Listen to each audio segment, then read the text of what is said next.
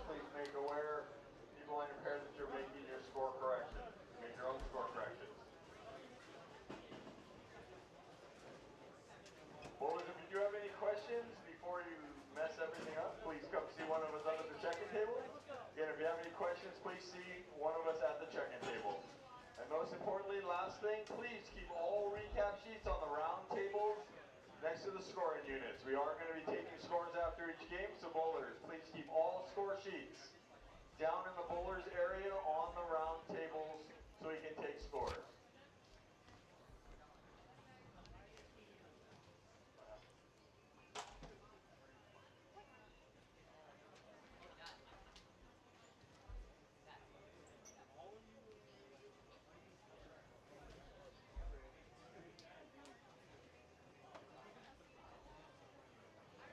Bowlers, you can choose any letter or number you want. There's no requirement for which letter or number you are.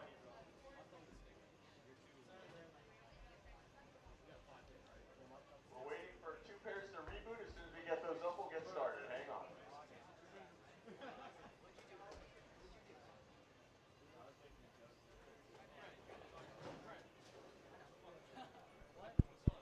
Good afternoon, ladies and gentlemen.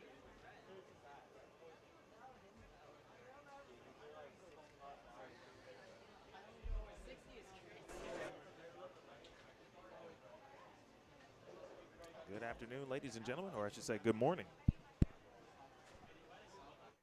Good morning, ladies and gentlemen. Let's try that again.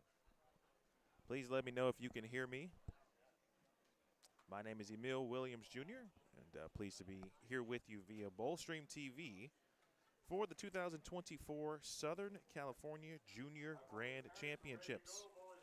Early start, and want to thank right out of the gates the bowling centers of Southern California, specifically my man Paul for reaching out and hopefully creating what could be a long-standing partnership. My first opportunity specifically here at Cal Bowl in Lakewood as we get you underway. The format, it'll be 15 games of qualifying, but they won't all happen today. We will have 2 5-game blocks across 2 different patterns. There'll be a different pattern tomorrow as well. We are live behind lanes 9 through 12, and then in the bottom right of your screen, there sits 17 through 20.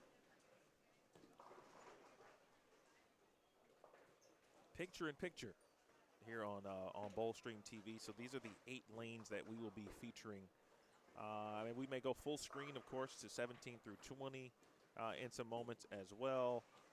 Throughout the weekend, the lanes may be a little bit different here this afternoon. That is to be determined.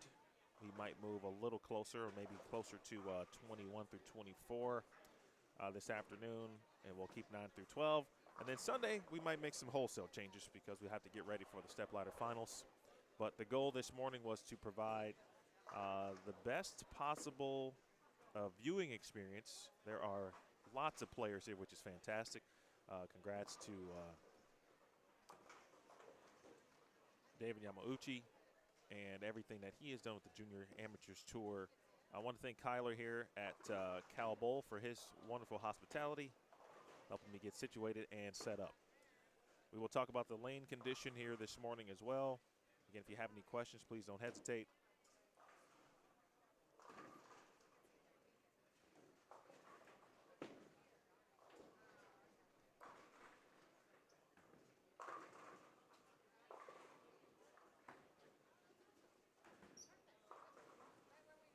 I want to thank Mike Glover for being the first person to comment in the Bowlstream TV chat. Thanks, Mike. We always appreciate that. At least I do.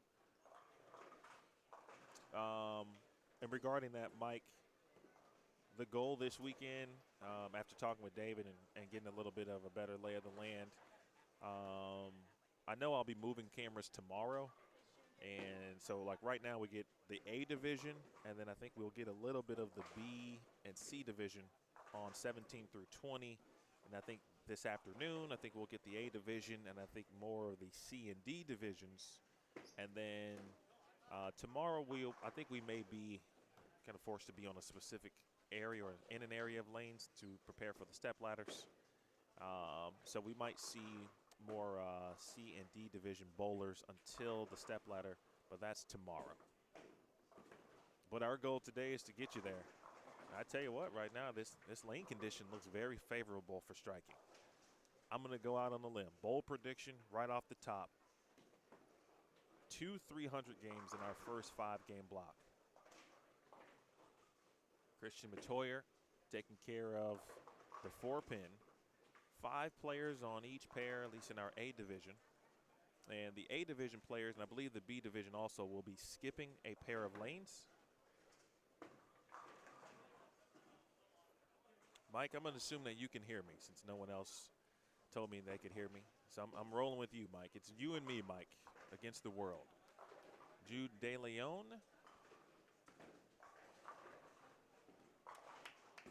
Evan Maxino. I just met his dad, Paul, this morning. Appreciate Paul. Great conversation.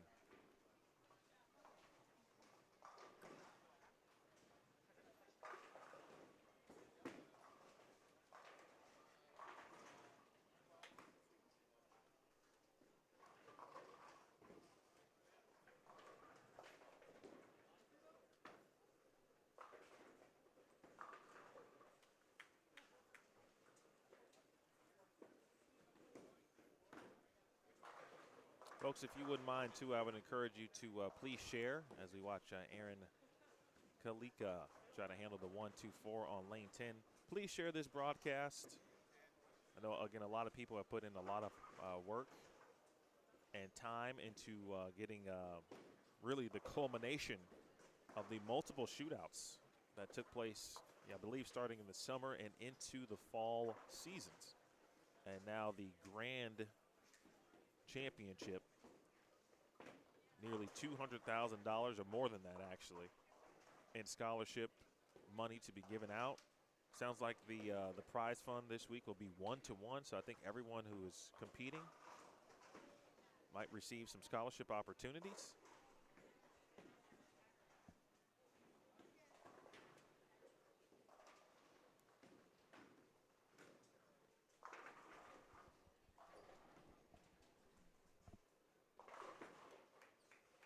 There's Brent.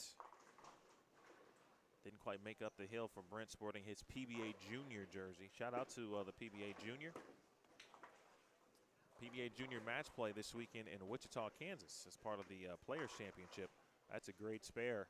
It's not what you want to leave, certainly, but it was handled properly by Ryland.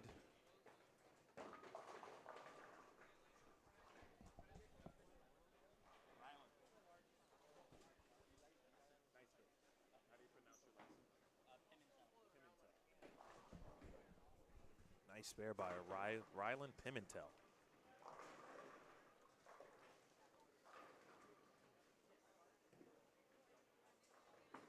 Thank you also, Gerald. Sometimes I honestly can't tell. And so I do ask the chat to ensure that they hear me, but typically, if they didn't hear me, you guys are very good about letting me know. Doesn't matter what bowling platform I'm working on or working with that weekend. You guys always let us know if something is wrong or if everything is good.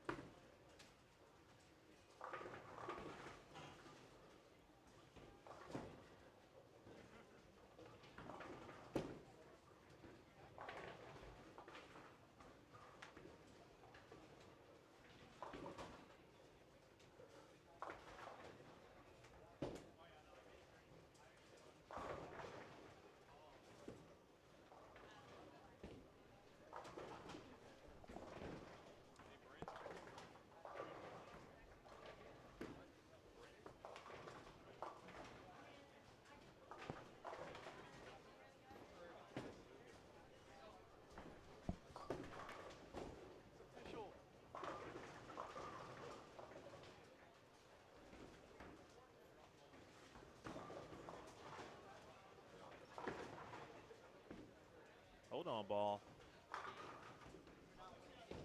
Really got there for Naomi. There's Joshua Yamauchi looking at the 1-2. Aaron on lane 10. And you see on 17 through 20, was having a convo. I didn't get a chance to see the name.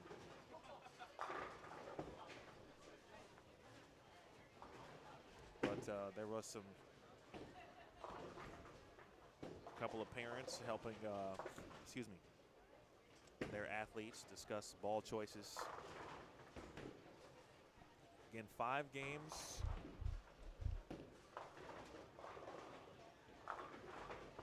Which might go by pretty quickly, at least on this short lane condition, because I do think there will be a few strikes available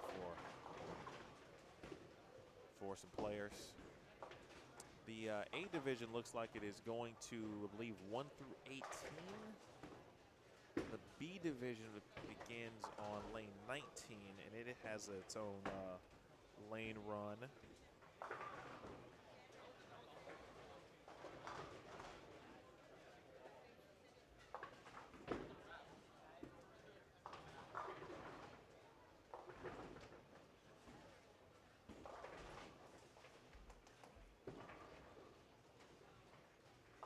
Again, I appreciate Mr. Yamauchi for all of his help.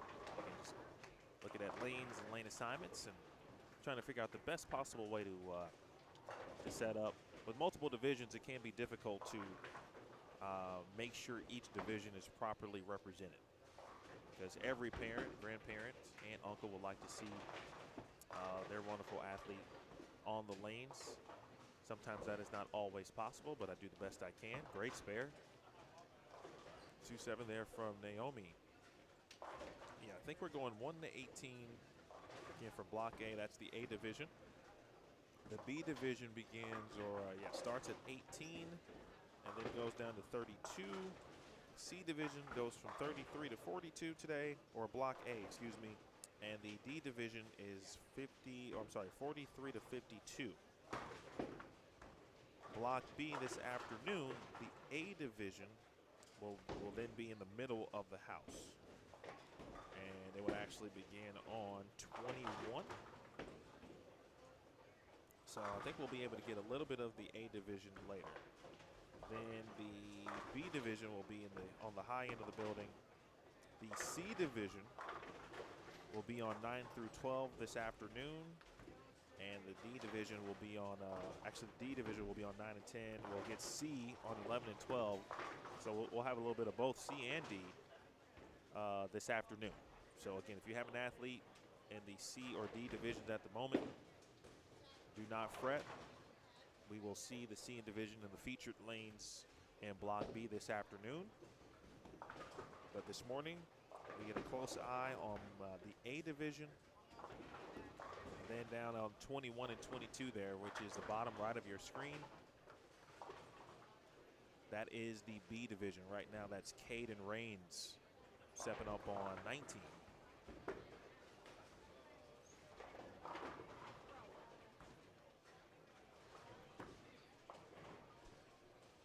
And I believe Wiley Eubanks, shout out to Andre Eubanks, had a chance to speak with him.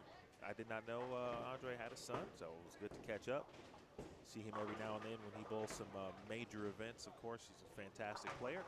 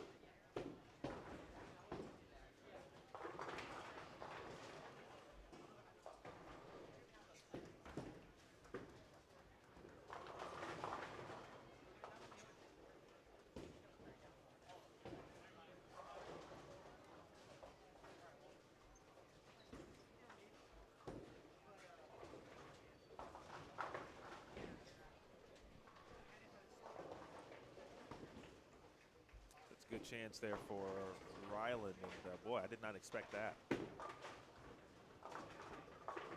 So what I'm seeing on this condition thus far, and it is a 35-foot pattern. So, you know, what would be a quote-unquote typical short pattern distance? Of course, it always depends on volume, et cetera, and so forth, but an even better spare for Ryland. He's putting in the spare work here in game number 1. Again, 35 feet certainly looks to be a Kegel Lane condition with 20 mils. And I'm seeing some players trying to get it to the gutter pretty early, which may work if it's early in the front part of the lane, it looks like. Now, especially if you're using urethane, which a lot of players right now in our A division do look to be using. Or you could be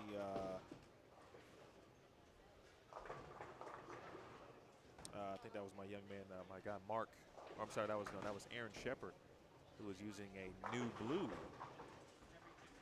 hammer, which is not urethane, but it gives a urethane-like look or feel to it.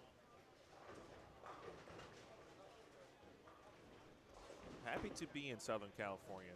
I went to college at Lindenwood University, so you and I can get to know one another because you will be hearing me speak for the next 2 days.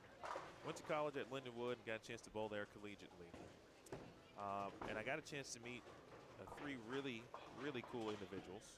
Some of you may know them or their parents. Mark French, Ryan Council, and Jason Dutcher. And all 3 of them, of course, from SoCal. I think they all bowled at least at one point at Buena Lanes in Ventura. And Ryan doesn't live in the area, at least at the moment, but Jason and Mark may still bowl there, which I hope they do. But that was my first real intro to good people from Southern California. And they would always talk about Firecracker Shootout, other great events that we just never got a chance to compete in or really make the trip to. Nice job by Brent Perugan in there. And Christian does the job as well on lane 12. So very happy to be in Southern California and helping provide and showcase all that's great about youth bowling, because youth bowling is where you want to be right now. Boy, Joshua can wheel it. Wow, that's impressive.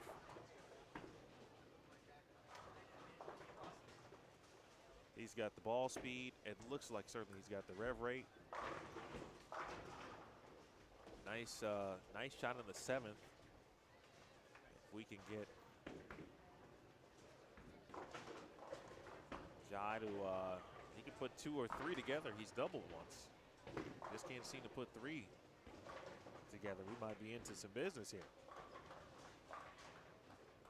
Sunday says go Ethan, October. Hey Jude. That's right, give your shout outs.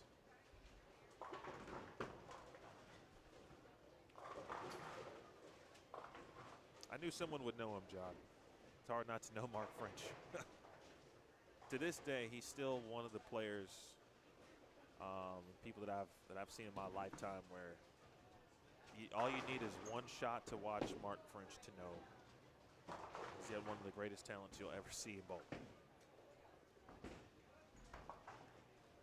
And he makes it look so casual. He still does. It's been a while, but I know he still makes it look easy, even though it's not.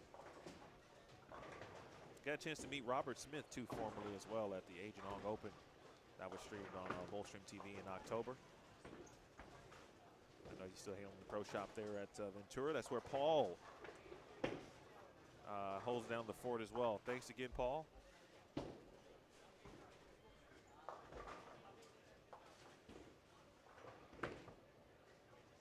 Hook. All right, Brent's putting in some work. Early 5-bagger in the A division. Here on 9 through 12. Again, bottom right of your screen, 17 through 20. A little bit of the A division on the left and the B division on 19 and 20. Oh, good break. Almost a bad break, and then a good break to follow.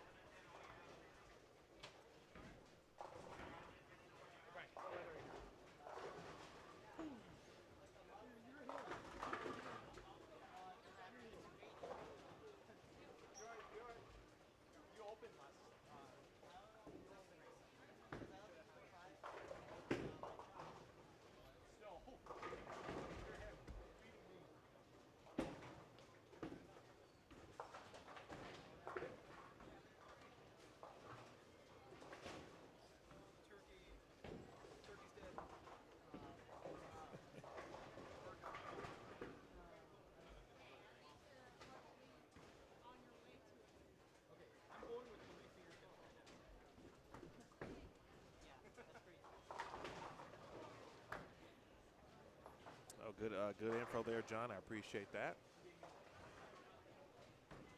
Jonathan Razzo, around 7 and 8. Getting a little coaching by one Robert Smith. Not a bad guy to get some coaching from.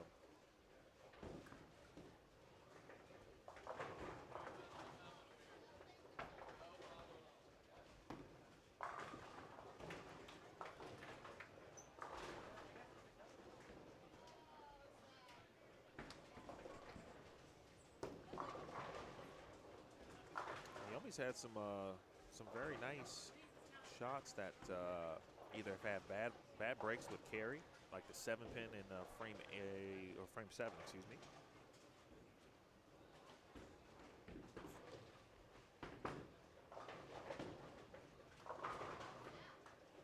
Brent axed that one the wheel.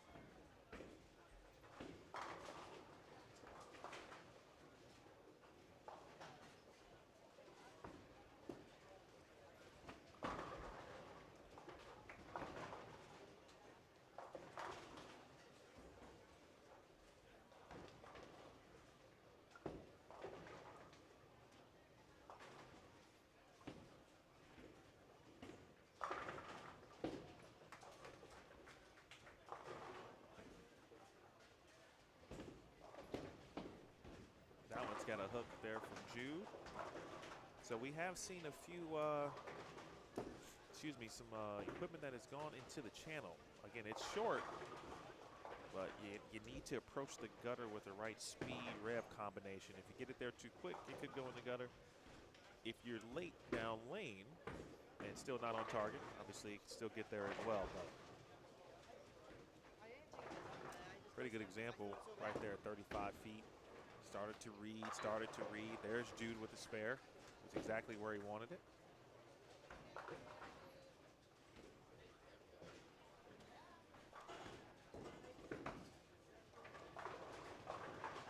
Excuse me, Pamela Taller there on the on lane 9.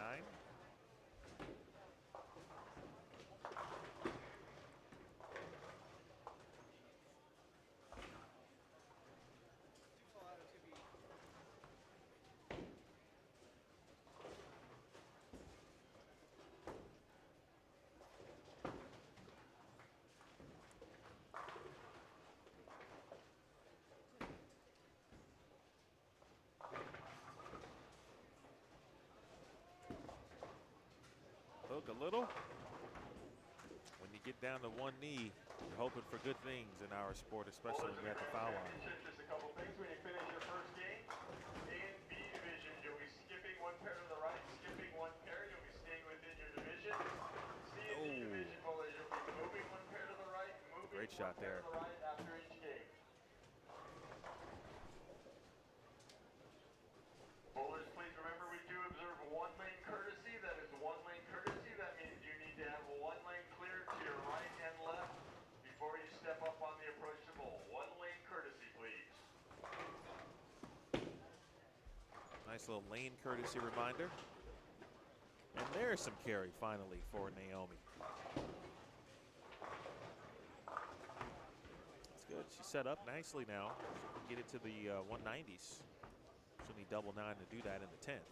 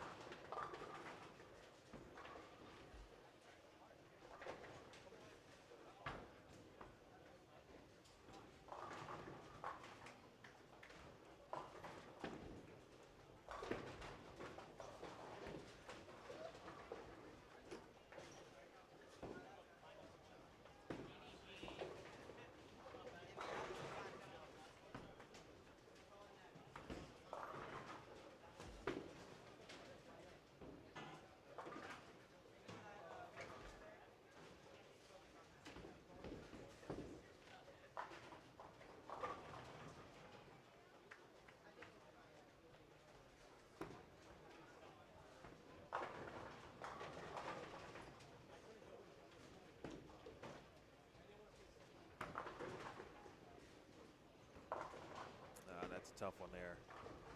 Come back, maybe missed that one at the bottom just a hair.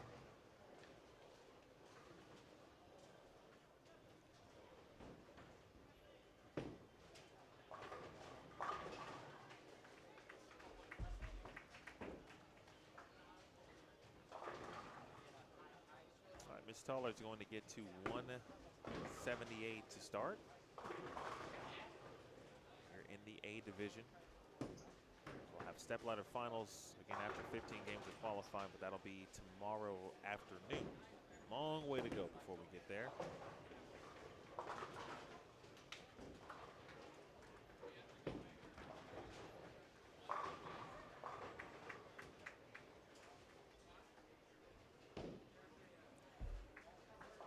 Trying to get a pronunciation for Jai. I don't know if it's J or Jai. If anyone knows, I'd be happy to listen to hear from you.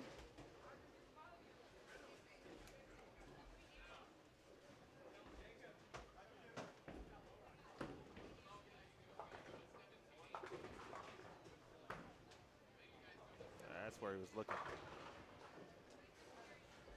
And no doubt.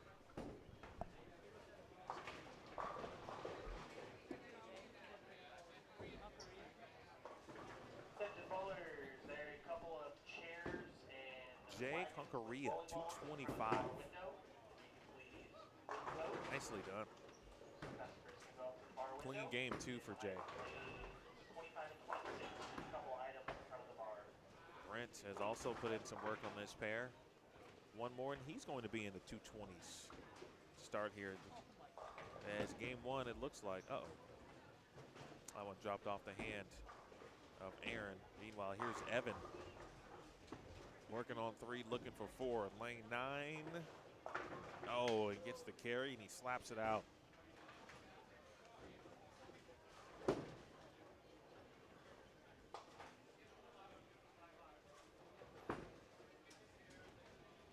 Naomi with the unfortunate split in the 10th. Meanwhile, Brent Garuganon continues. He does double up. He's going to be in the 220s with proper count. Ryland. Bang. It worked from Ryland. One more, he will be in the 190s. To get into the 250s. You bet, Evan. Oh, he's showing off. You know, some people, I was talking to his dad about this, kind of joking. There used to be a time where, and maybe even still, as a good field shot opportunity there for Brent on lane 11. He shoots 220. A time where people would look at live stream pairs and they know their average on it. Well, Evan's going to start out in the 250s on a live stream pair. That's good news.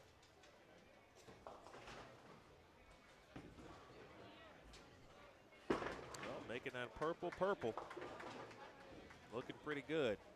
259 early in game one.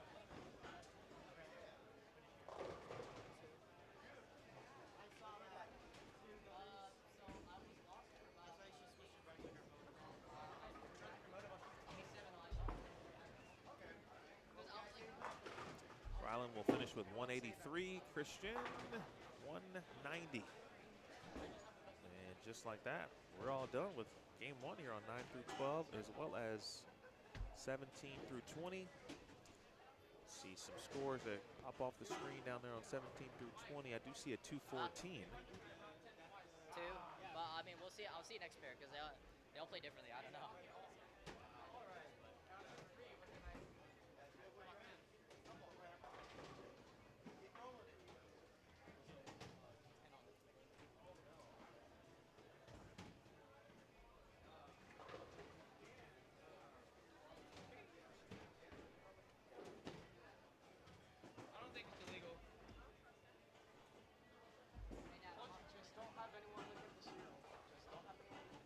High scores here, 259, 225, 222.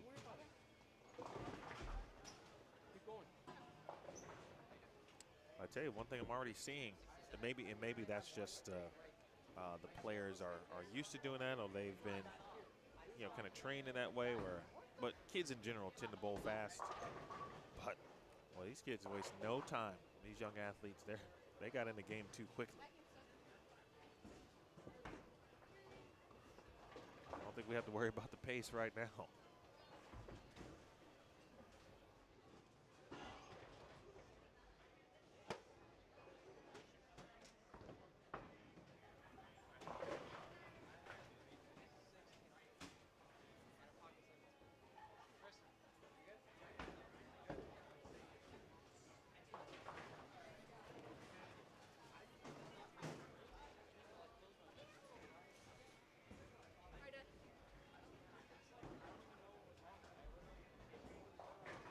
Goes without saying, but shout out to all of the parents,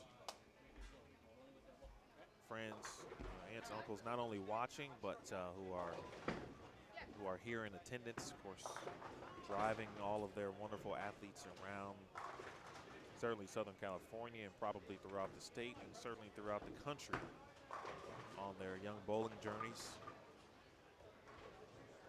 And Jacob Mayer on 11 and 12. It's a good shot there from Lindsay to open things up on 9 and 10.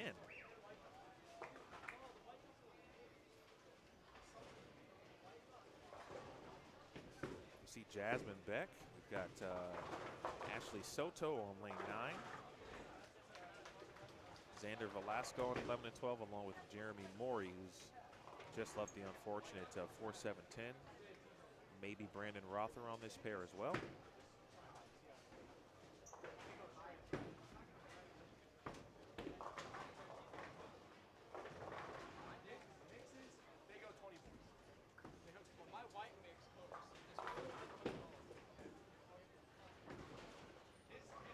Oh, nicely done. Well, we're getting all kinds of stuff on the live stream here. Now, that's impressive. How about that? That was, again, Ashley Soto with the 2-4-8-10 conversion. See, Ashley, she was like, all right, I'm on the live stream, so I got to do something that's spectacular. Who wants to just strike when you can just make a 2-4-8-10?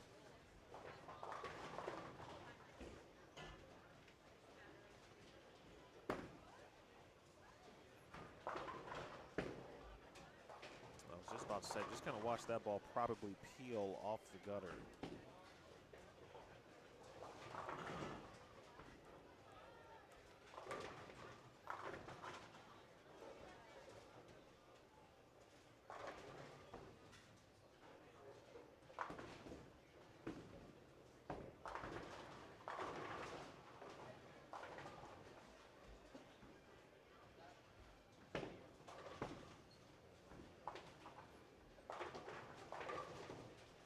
Good shot there from Stephanie Hong.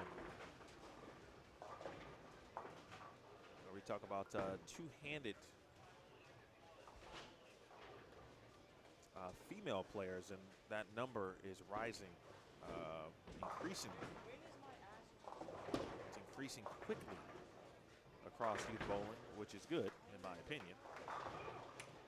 But especially when you're talking about California players, or we're on the West Coast, always see players mention Stephanie.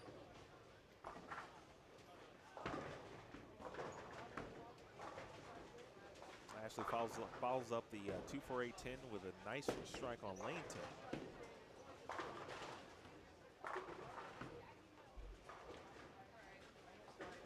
Jacob Major from Anaheim, California.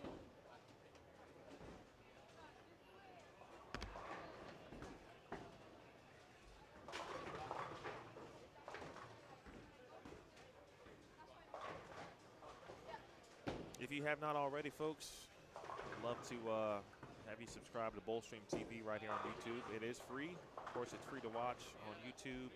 Turn on those notifications. So if you're a bowling fan, and not just, of course, of the wonderful players that you see here, but we'd love to have you. I would love to have you as part of the Bowlstream TV audience. I am adding more youth events. Nice shot there by Jasmine. It looks like as the events go on, or as the years go on. I love youth bowling. I get a chance to work with Deandra Asbeatty and the Elite Youth Tour, which is primarily in the Chicagoland area, which is where I'm from. But through that tour, I've done some other events. And so I appreciate So seeing the Bowlstream TV logo and subscribing and turning on those notifications. I'll also be doing, as always, a lot of high-level amateur events. In fact, the Bradley Open, for example, is coming up in Louisville, Kentucky. That's an event that generally has about 12,000 on top, 12,500. And I've got a doubles offering and a singles offering that weekend. But it's a very difficult event. They put out a ton of oil, and you see players out there with, forget the 180. The Scotch Brite and the screen is out to try to carve spots in those lanes. Ton of volume. Great tournament. That's coming up in February on Bowlstream TV. So if you're looking forward to that, I'll be back on the Elite Youth Tour next weekend. We stream on the Elite Youth Tour Facebook page. So if you're interested to see more youth events or other youth athletes from different parts of the country, you can check out the Elite Youth Tour. In fact, I would give you an invitation if you're ever in the area, in the Chicagoland area. Definitely take a look at the EYT. We'd love to have you. It's Jasmine now with a double.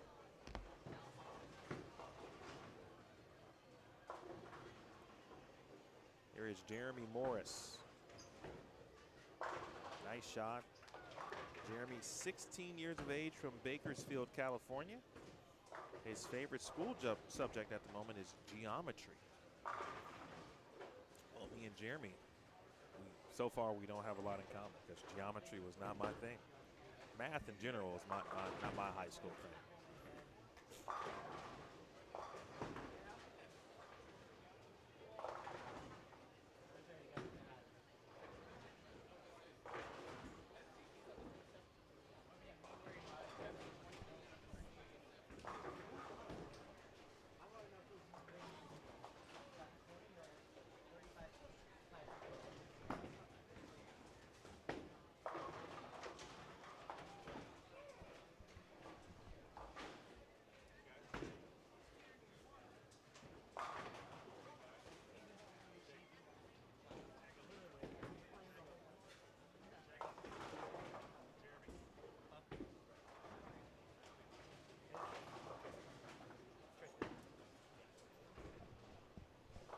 Tristan Perham, or Perham. Appreciate Jeremy for helping me out there. It's actually rare when I, especially because I do a lot of youth bowling, but a lot of junior goal, and then I mentioned the Elite Youth Tour. So I see a lot of the same athletes all the time, so you get to know them, know their names, etc., the parents. But it's fun to kind of be in an environment that I'm not used to being in. I love it. Getting a chance to see a different wave of youth athletes in a different part of the country. By the way,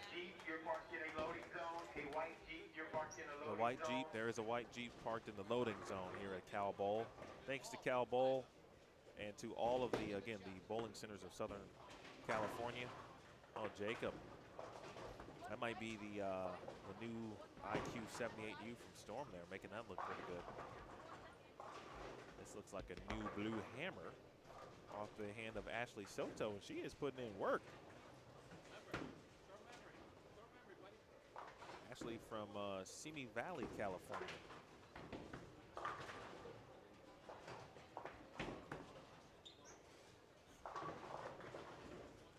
.310 up for Jeremy. So let's take a look at, again, Jeremy's profile. Loves geometry at Independence High School. Loves bowling, gaming, and drawing. High house average, 218. Does have a 300 to his credit, probably multiple. 778 high series for Jeremy. Bowls out of Bolero, Bakersfield. And would like to be a psychiatrist. That's his dream job. Favorite professional bowlers, both on the PBA and PWBA sides, Anthony Simonson and Daria Payo. When asked what was Jeremy's kind of inspiration on picking up bowling, he said, or his parents said, but I'm going to guess he said this. Got fed up with baseball, so I figured I'd try something new. I like it. I hate that he got fed up with baseball, because I do enjoy baseball, but I'm happy that he decided to give bowling a shot. Diz Franco, Mark Baker, and Don Snow, some of the coaches that has worked with Jeremy to this point. Thank you to some of the parents and athletes. I was able to post a type form kind of bowling survey in the Southern California Junior Grand Championships Facebook group. And we got several responses, 40 to 50 responses worth. So we'll be looking to add in some of the details about certain players if I have the additional knowledge.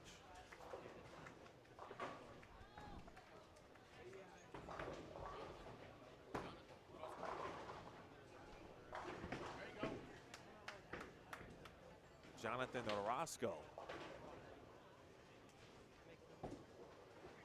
He got out of that second frame, and you got to remove the mistakes from your mental brain. You got to remove them immediately. Looks like he's done that. Back on it with a quick double.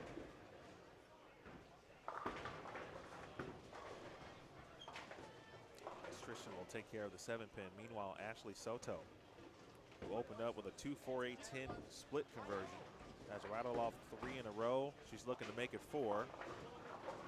And a little light there, 2-8, but she's playing the lanes about as well as you can play them.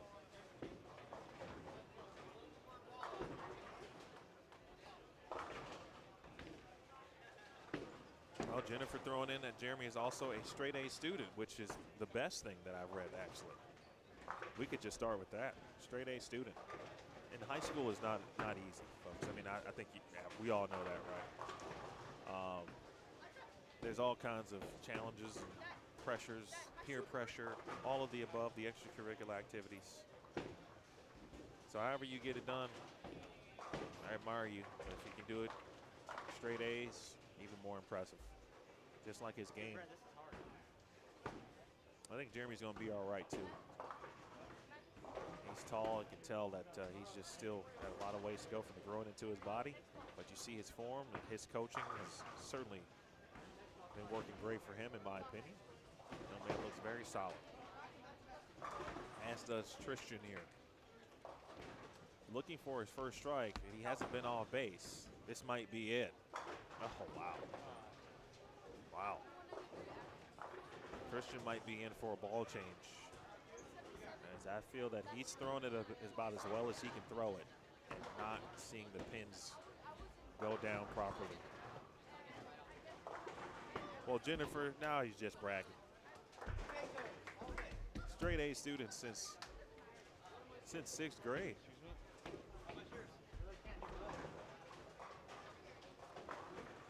I have 2 young kids, and again, I mentioned, I'm getting a chance to introduce myself to a newer audience. The move is where? The move is where? I apologize.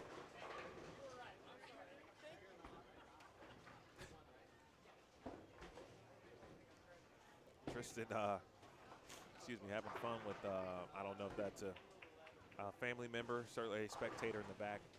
And he said the move is where, and he kind of had that shrug look like, he's not sure where else he should be moving or has to move to get the ball to go through the pins the right way. But I think he probably doesn't have a choice either. I don't think he wants to make his angle steeper, right? Because then you run into trouble.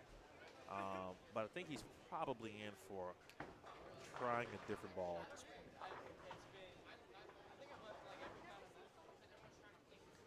But my introduction continues. I have 2 young kids. They are ages 4 and 3, 2 boys.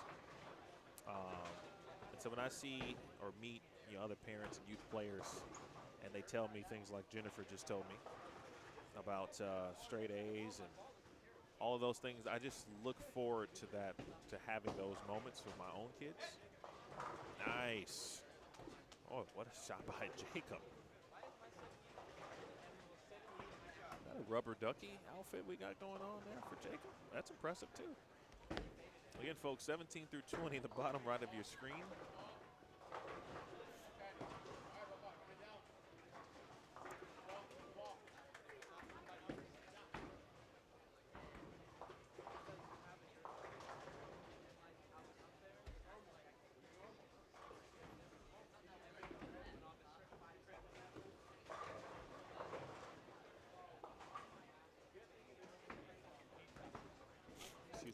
Pardon the sniffles. This spent a week in Las Vegas for the Team USA trials, and there was a NCAA collegiate event. The Stormin Blue and White Vegas Classic. I was working those events on behalf of USBC's Bowl TV. So I spent a lot of time on that platform. This is my own platform, Bowl Stream TV, that essentially I do on the side, if that makes sense. Love to do more, and actually it's starting to pick up a little bit. But having said that, I love being able to, again, be introduced to different audiences.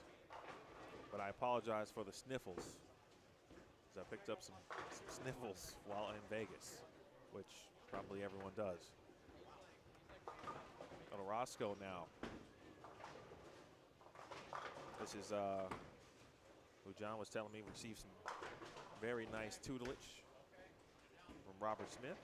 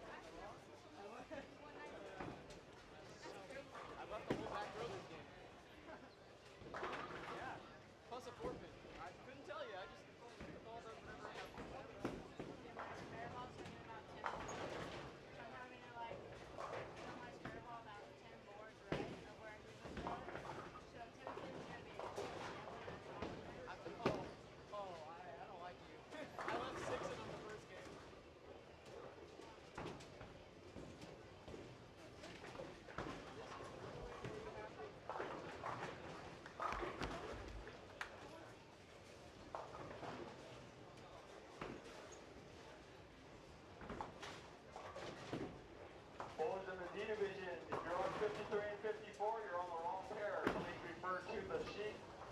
We'll be moving one pair to the right. 53 and 54 is not in play.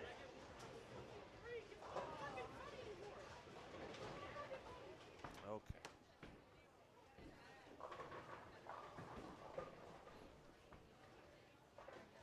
In between games, I'm going to place the pattern on the screen so we can take a look at it.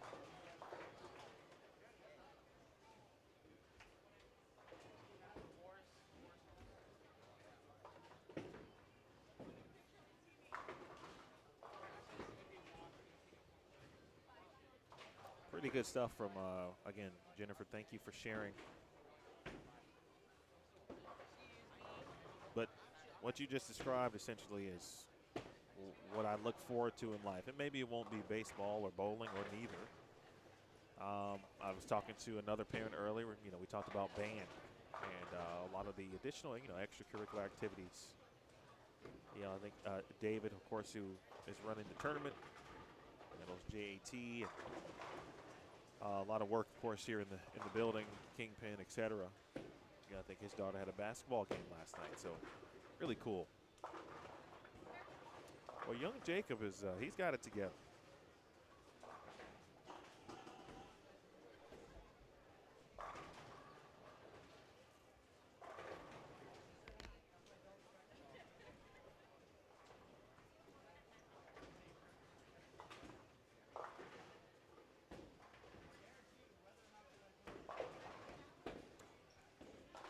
Back with a 3-pin.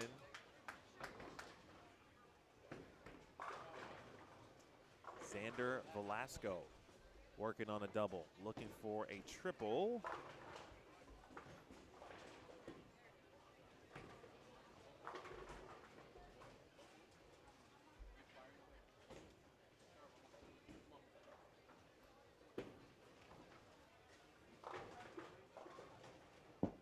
Kind of just like a short pattern too, where when you feel like you've got it figured out, it just, you know, a ball will just kind of quit on you at the end of a pattern, which doesn't quite make sense on a short pattern.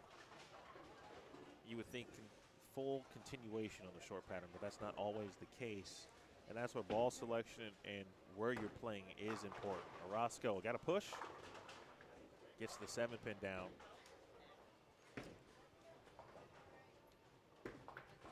Evan Magino down there has continued the striking. He's moved a pair to 13 and 14, and he's got another chance at shooting.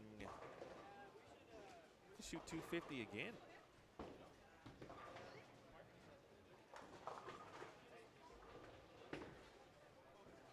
Evan Magino. Oh, excuse me, Maximo. Evan Maxino. Trying to read all the names on the jerseys these days. That's how I know I'm getting old too. Got to get that that appointment to the optometrist. There's a good one. Well, can't say that about Tristan because he's thrown a lot of good ones. He finally struck though in the 8th frame. Right, and that's, as a player, you got to figure out the ways to be able to trick it. And what I mean by that is some players do it with hand position, some players do it with, you know, speed, whatever that trick might be, or tricks. If you got tools in the box or in your toolkit, you definitely need them in today's world, especially with equipment, complex equipment and lane conditions.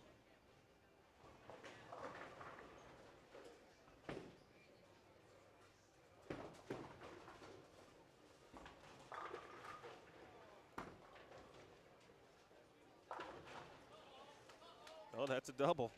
It's not funny. I mean, as hard as Tristan works, he can still get in the 2 teens. He'll need 2 strikes in the 10th, the first 2 specifically, to do that.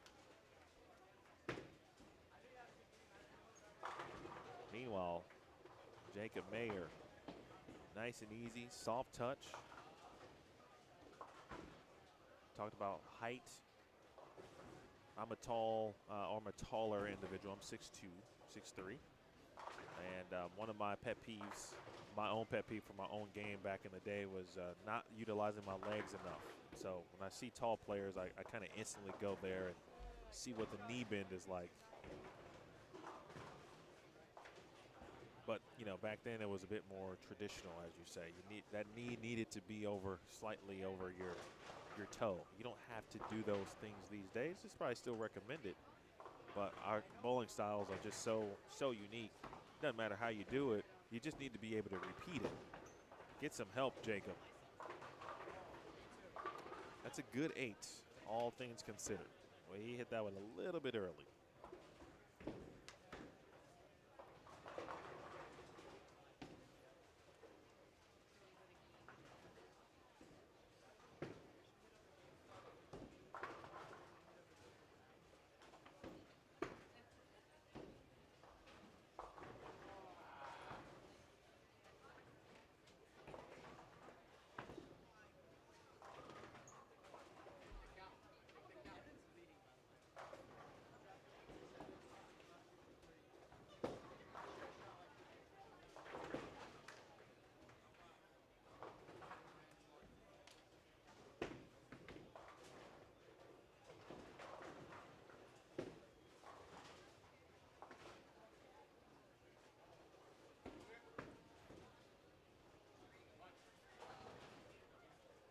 Jasmine gave that one a run.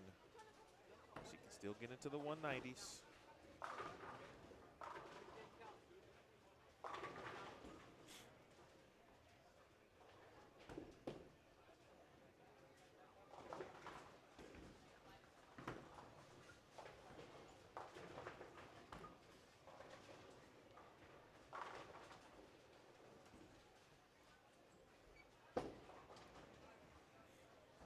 Stephanie Hong, 17, senior of Fullerton, California, goes to Buena Park High School. Favorite subject is biology.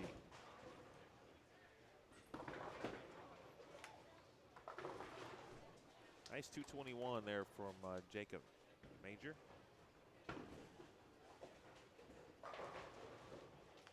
Mr. Major.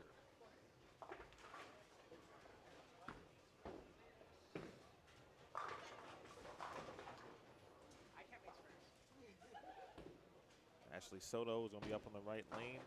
17, again out of Simi Valley, goes to Simi Valley High School. Favorite subject is psychology. Loves travel, off-roading, and a little bit of gaming. Does have a 300 to her credit. High series is 739. Good shot. One more, she'll be in the 190s. Wants to be a teacher when she grows up or gets older. Occupation. Loves Darren Tang. And how could you not? He won Team USA trials for the second time in a few years. And Dasha Kovalova. 5 pin there for Jasmine from La Puente, California. She's 18 and part of Mount Sac College. Also enjoys psychology. Along with bowling, she also loves photography. Bowling out of West Covina Lane. She wants to be a professional bowler. Speaking of Jasmine.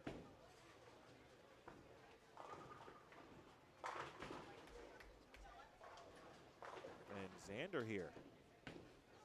Now with 5 in a row, the talented southpaw.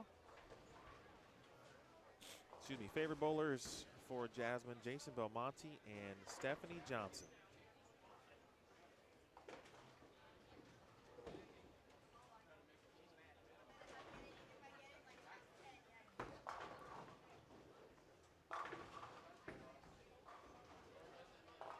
It took a little bit, but that was what I would call a very nice, professionally bowled game from Tristan Perham there.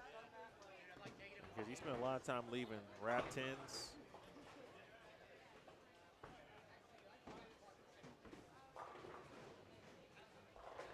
But I think he had to go to his trick bag.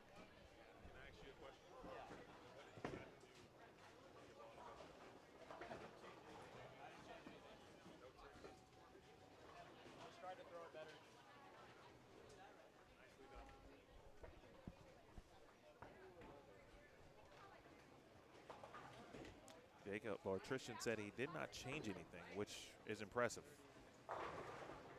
He said he just tried to throw it better. So, in a way, he took the focus away from not striking and his low carry percentage, and then just said, all right, I'm gonna just focus on throwing it better. And then all of a sudden, he tossed the last 5 for 211. Orozco.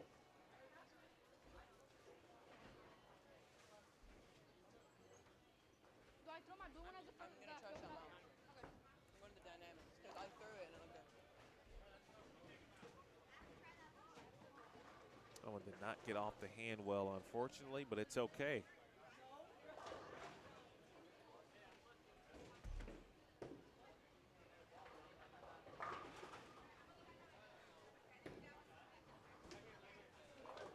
We quickly approach game 3, folks. 17 through 20 nearly done. 19 and 20 are in the 10th frame.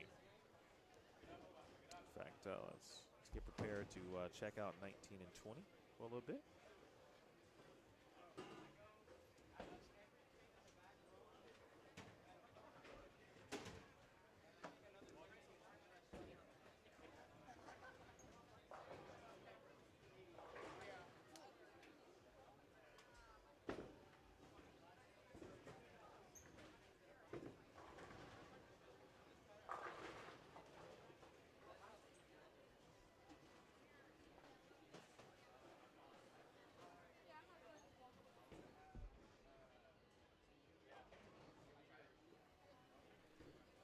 go over to 19 and 20.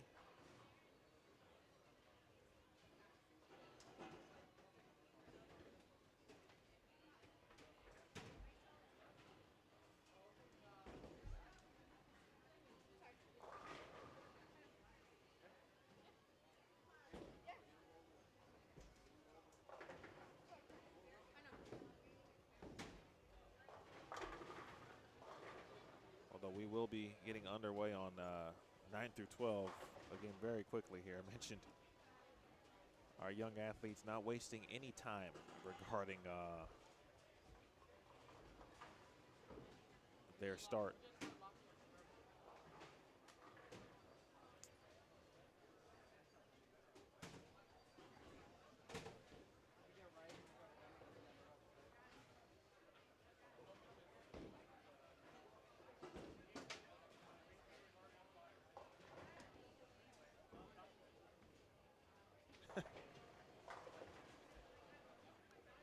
There's nothing like a youth reaction, right? I mean, it's just so cool.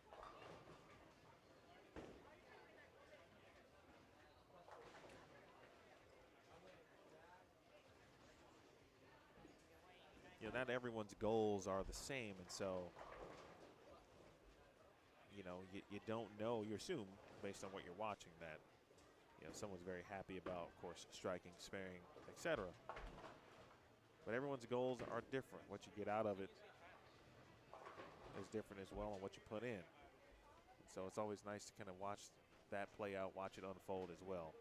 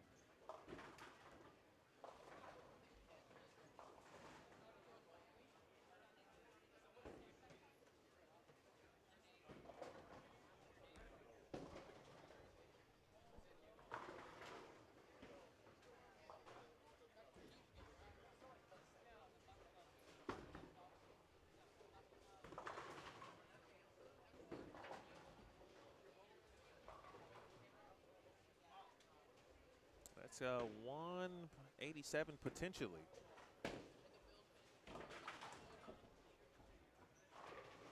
Looks like we've got a couple of folks maybe bumping into that camera or a tripod area there. But that's a common occurrence in the bowling live stream world.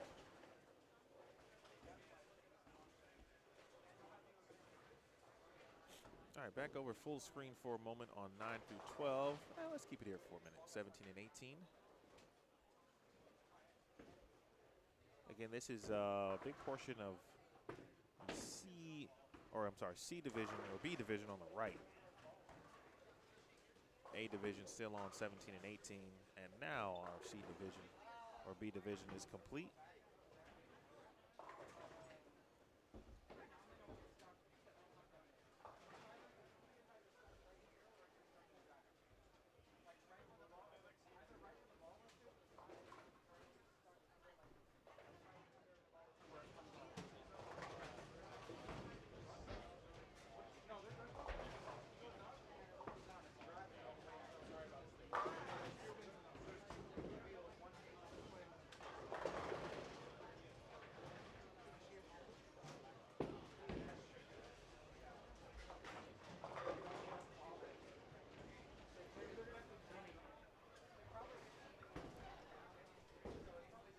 Thank you to Casey, who was helping provide scores.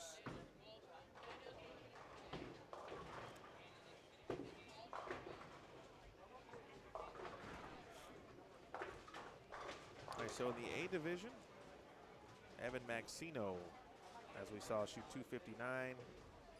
He was leading the way after one game.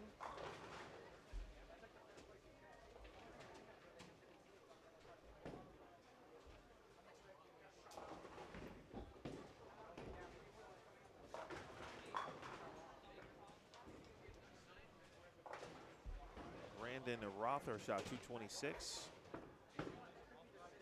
Excuse me, Jacob Araya, 225.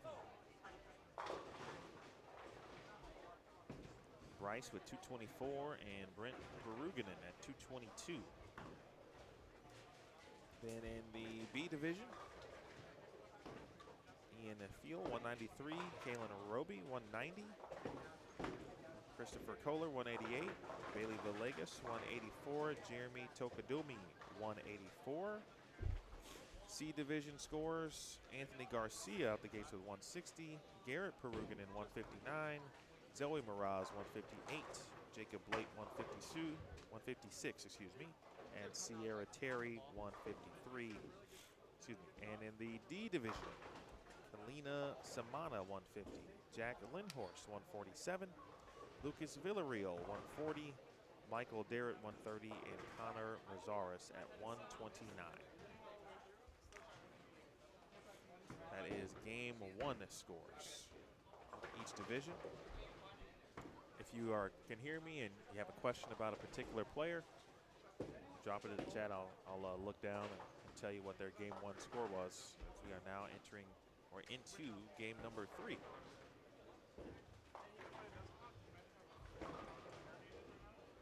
I learned that Jennifer Bruce has got all of the information that I need. We are now virtual friends.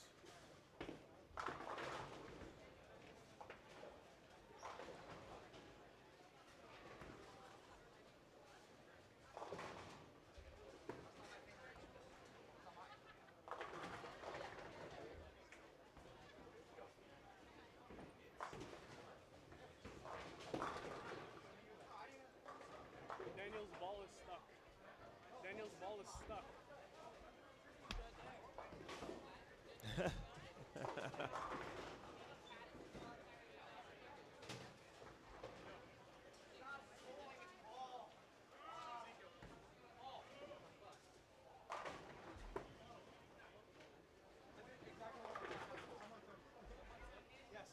Hello, Cynthia.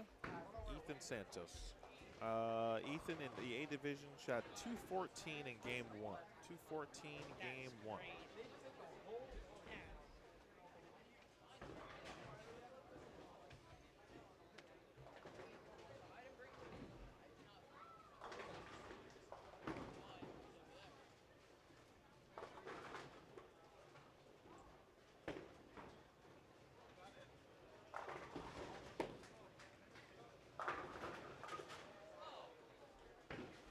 Shot on lane 9. I love that jersey combination too. It looks like the old watermelon here from Gavin Fernandez. Got the seeds as well on the top portion of the pink. Got the shell with the green. I love that color. Hello, Cynthia. Well, how about that? I too am from Illinois, Cynthia. So I'm gonna assume that you're in the house all cozy and warm because of course the snow or cold is outside. I left from Chicago yesterday. And folks, I barely made it. I'm happy to be here, but it was touch and go. I was confident that all would be well because I was on the first flight out. But from the time I took my seat at about 5:05 a.m. Central Time, I watched the snow go from a very light sprinkle to an aggressive I won't call it a pour down because it was snow, but it was more of an aggressive situation where there was so much snow in about a 5-minute period of time. It happened so quickly. By the time we got to the runway and we were de-iced, the conditions had deteriorated to the point where we could no longer take off. There was one plane that took off. Daniel Hong, by the way, is going to join us on 11 and 12. His ball, unfortunately, was stuck underground. The staff here took care of it, and he's over on 7 and 8, still striking. He's in the 230s. Tanya Garcia, Ian Garcia. And, folks, if you do have a question on your athlete, and, excuse me, what their game one was, can you let me know which division that they are in as well? I have the score separated by division.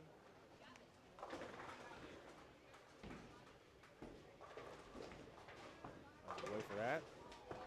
Allison Esvedo.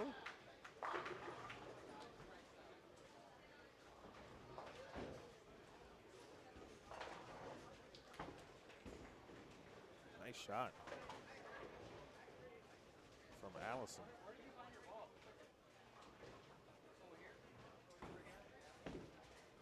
Excuse me. I think this week the divisions are based on average. So I think it's like 80. The A division is 186 and above. B division is 185, and I don't remember the cutoff. But I am looking for Ian's name.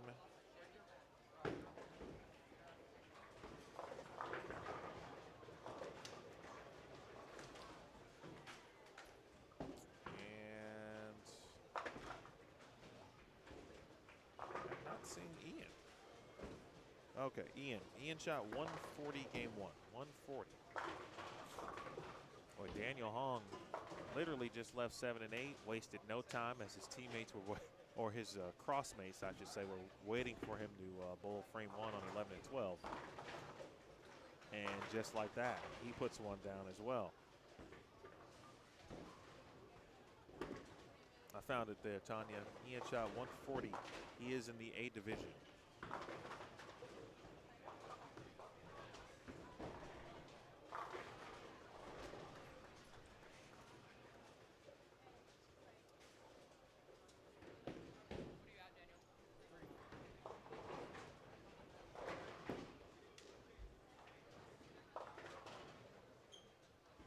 Fernandez, Lathan Chin over on 9 and 10, part of that group. Get along with Allison, who we just saw. Ezekiel De Guzman up on 12. Caven Massey here on 11.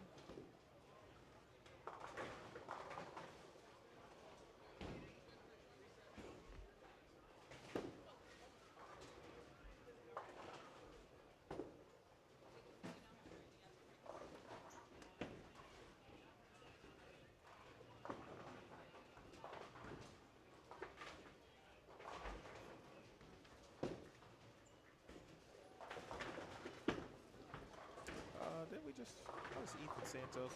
Oh yeah, Ethan shot 226. I'm sorry, he had 226 game 2, 214 game 1. As I was just talking to Miss Cynthia, who is Ethan's grandmother. If we're referring to the same Ethan Santos there, Nayla. So look up in the chat and you'll see that Cynthia mentioned that Ethan shot 226 in game 2. This is game 3 if you are just joining us, and I welcome you to Bowlstream TV. Oh, a nice little messenger for Lindsay. Might have caught it on the right of your screen on lane 13 and 14. Lanes 13 and 14, I beg your pardon. My name is Emil Williams Jr., owner and operator here of Bowlstream TV. You may have heard my voice once or twice on another platform called Bowl TV, which I am often there as well.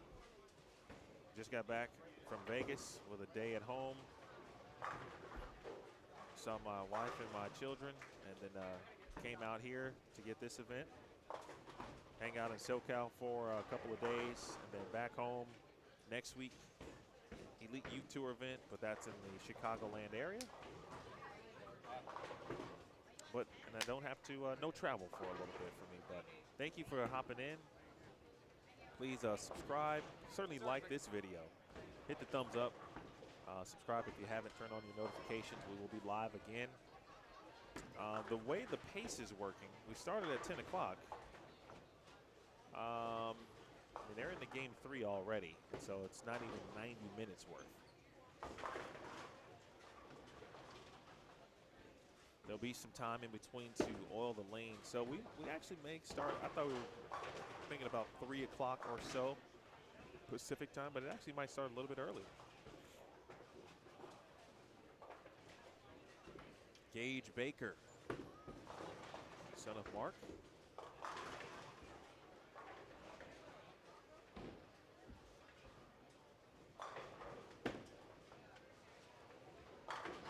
Nice shot.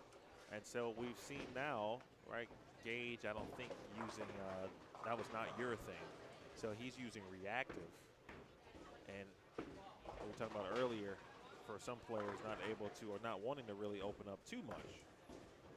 depending on what ball shape they're using, right? Daniel Hong's using urethane, so these angles are still going to be a little bit closer to the vest as opposed to Gage, who is using reactive, and of course, therefore, going to have a little bit more to work with in that regard from a bowling ball and ball motion perspective.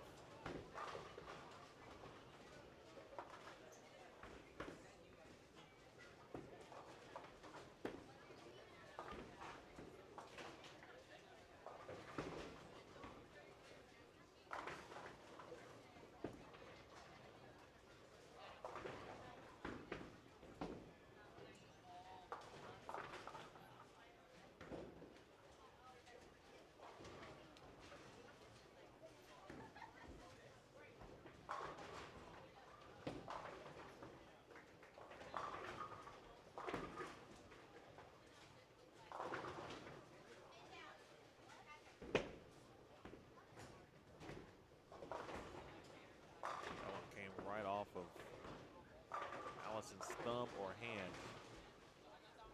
And if you bowl, we've all been there once where it just kind of flies right off.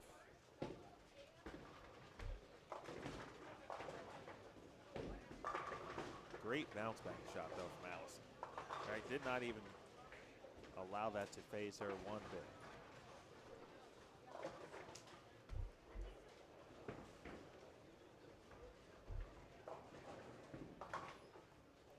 Please also share the broadcast, folks. Don't mind sharing it on social media. We want to get as many viewers as we can watching some of Southern California's finest youth bowlers here. That's got a push.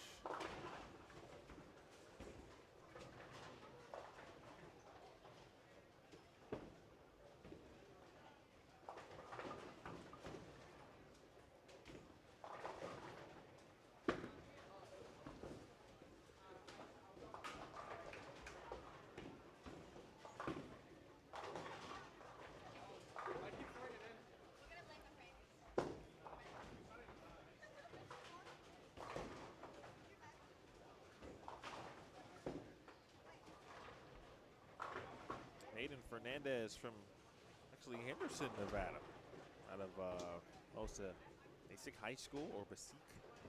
Favorite subject, PE. Loves gaming. If this is the same Hayden. But we do have a Hayden who filled out, or at least he or a parent, filled out some info. They're out of Suncoast Lanes.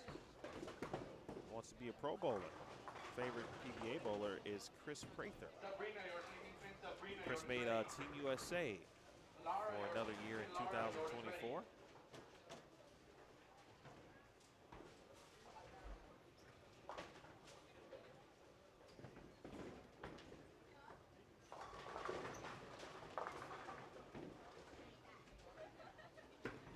Gavin Fernandez.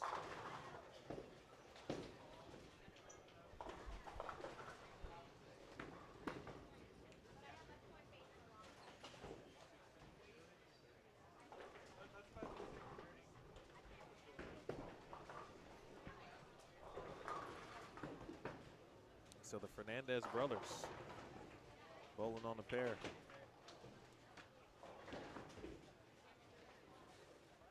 That's pretty cool. I know we got at least a pair or an additional pair of siblings that I know of, Daniel and Stephanie, and I'm sure we have others who are bowling today. That's got to get up the hill, Patrick. Oh, just a smooth, classic lefty style right there.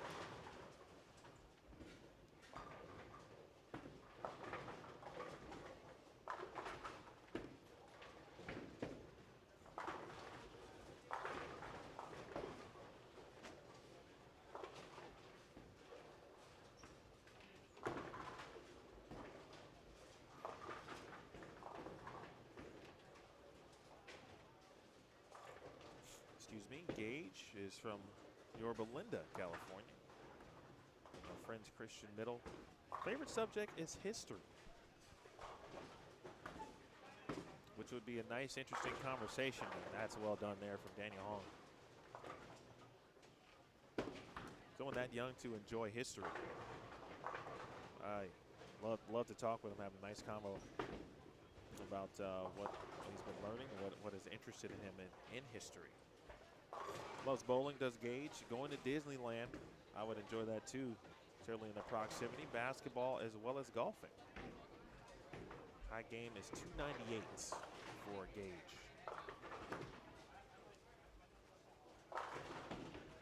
And Cave and Massey is now put together back-to-back jacks, and they look very good. Oh, a little trip of 4 for Ezekiel Guzman. He's too sporting the PBA Junior look. Again, PBA Junior match play. I think that's going to be on Bowl TV. There may or may not be finals on Fox. That I am not sure of. But I believe the final round of match play at the PBA Players Championship is today. That's on Bowl TV. It's over on BowlTV.com. How many of you watch BowlTV.com or have a subscription there? If you watch a lot of bowling, then that's your place to be. And then you can also hear me there as well.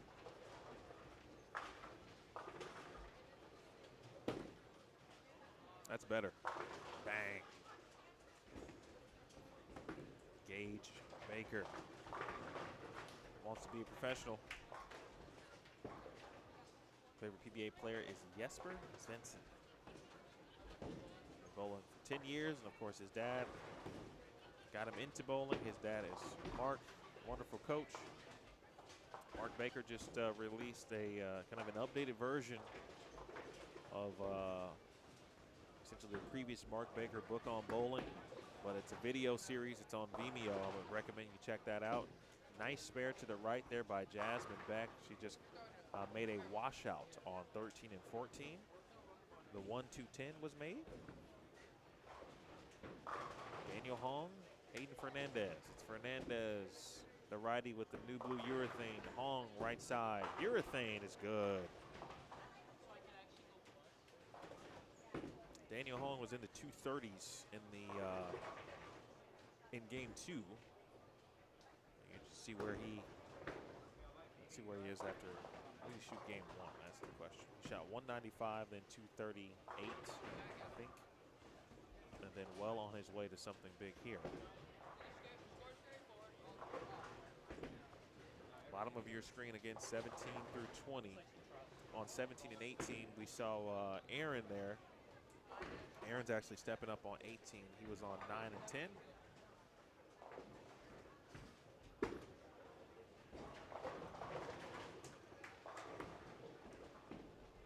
Then on 19 and 20, we have our B division.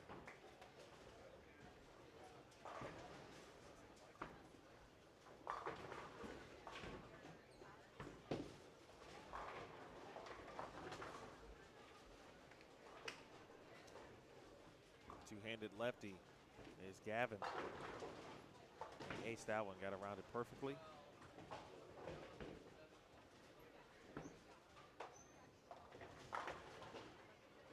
With the really cool watermelon jersey.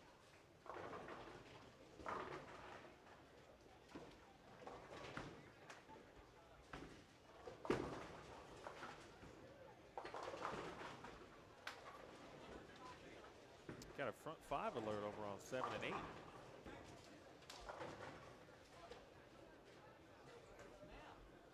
Where's my water?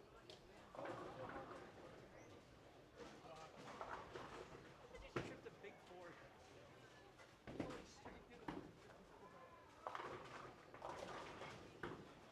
you B?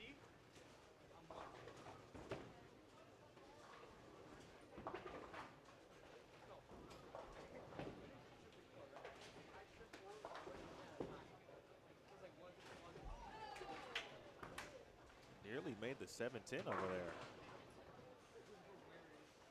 Heard the crowd oohing and ahhing on 7 and 8.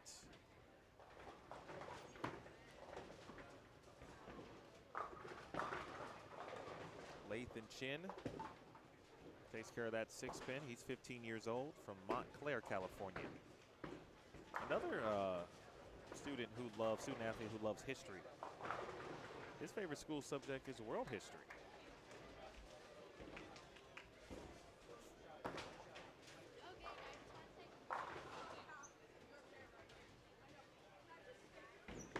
starting to figure out this short pattern. You know, 5 games is kind of like, you know, obviously not too long. Certainly enough time, hopefully, to figure out what is happening on the pair. Or on the pattern in general as you go pair to pair, but that's always going to be different. That's Vado.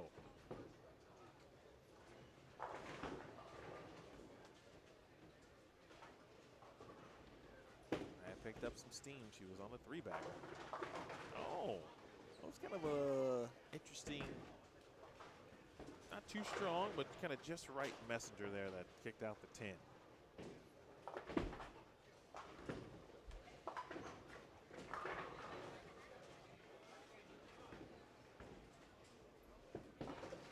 Ashley Soto, strike away from being in the 2-0s. She's got 3 in a row. She'll have 2 more opportunities in the 10th frame. Got a 215 next door. Just looking at scores and what are they looking like just to the right of us.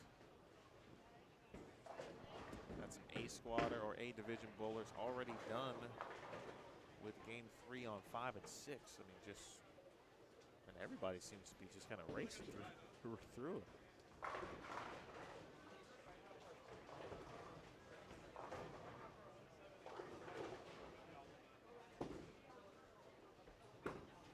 If anyone has any questions, again, the format is there are 3 5-game blocks.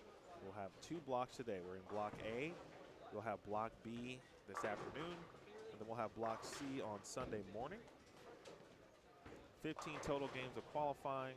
5 players in each of the 4 divisions will advance to Stepladder finals to determine the champion of the Southern California Junior Grand Championships. Will one of those players in the A division be Daniel Hong? He's certainly enjoying the short pattern.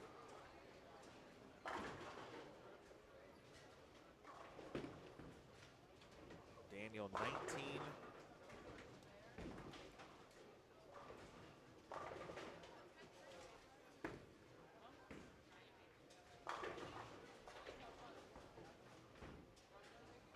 Fullerton right now at UCLA, in chemistry. Wants to play soccer, ride a bike when he's not bowling. Wants to get into internal medicine. Favorite bowlers: Jason Belmonte, Anthony Simonson, the PBA, Danielle McEwen, Liz Johnson from the PWBA. Got that one in. Al Utex, USBC Hall of Famer, one of the best wheelchair bowlers in history, actually got Daniel into the sport. Mark Baker, Del Warren on his coach's list. He's got 10 sanctioned 300 games or certified 300 games, including Junior Gold, SYC, and the Youth Open Championships. A couple 800 series, 3-time JAT champion, JAT, 2-time JBT champion. Pepsi State, Bowl for Life, DBA Shootout champ, U15 divisions. He's earned more than 8,000 in the summer shootout this year. And he's got a chance to probably get close to 4,000, if not more, to the champ in that division, potentially. Unfortunate open frame there for Daniel.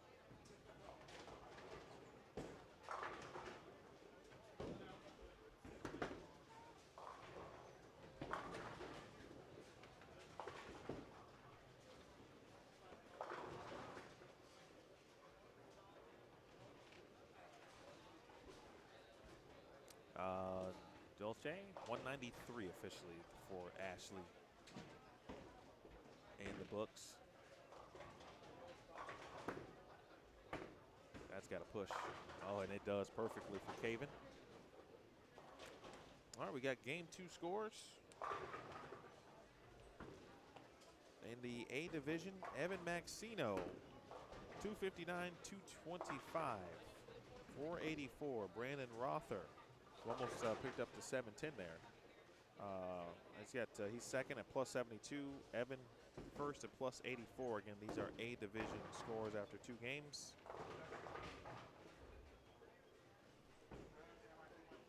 Bryce Nakuns at plus 65. I'll give Bryce's correct pronunciation on his last name. Ethan Santos is now 4th at plus 40. And Daniel Hong sitting 5th at plus 33. Again, plus 33, the cut number after 2 games. And we've got 13 more to go before we can make that cut. That's the A division. Then in the B division, Hunter Sao at plus 10. Naomi Yamauchi at 362. Refurio Jimeno at 361. Kaylin Arobi 4th at 359. And Christopher Kohler is 5th at 354. Again, if you have a question about an athlete in a particular division, I do have their 2-game totals in front of me. In the C division, Kaylee Peruganen at 317. Giselle Garcia 2nd at 301. Sierra Terry 3rd at 289. Garrett Peruganen 4th at 288. And Cameron Peterson is 5th at 286. That was after 2 games in our C division. And in the D division, Kaylina Samana at 282. Joseph Stanley is 2nd at 263. Alexandra Gonzalez 3rd at 256. Jack Lindhorst is 4th at 254. And Jace Wilson 5th at 251. And we've got ourselves a front 8, folks. Front 8 alert. Now on 7 and 8. If you were with me at the top of this broadcast, I said, took a couple of looks at the short pattern here during practice. Bold prediction, I said we'd have 2 300 games on the short. We might get halfway there.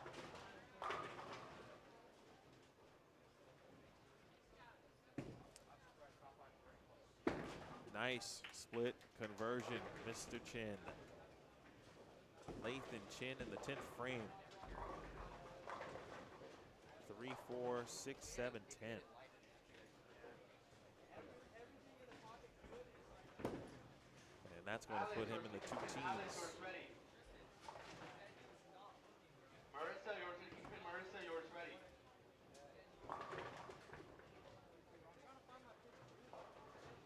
I think I'm getting a look at now Ethan Santos, and unfortunately just left the 7-10.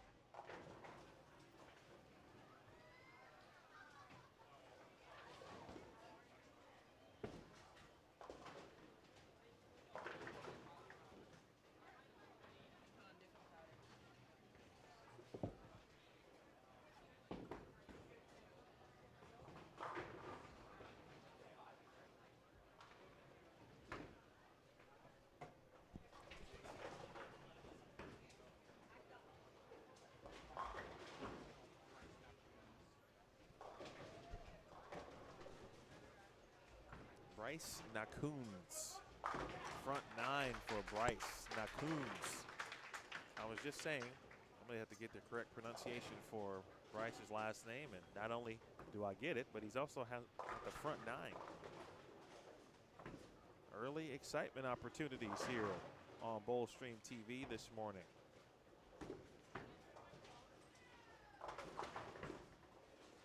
Talk about getting your popcorn ready.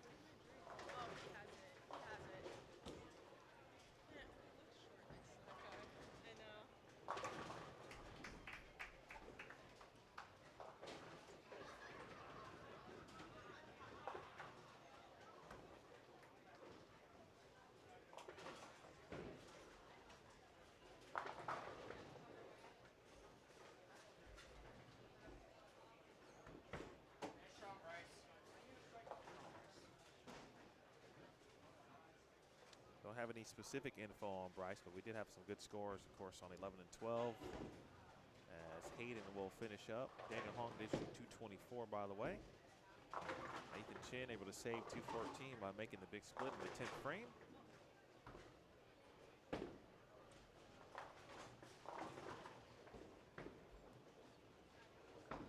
Perfect timing.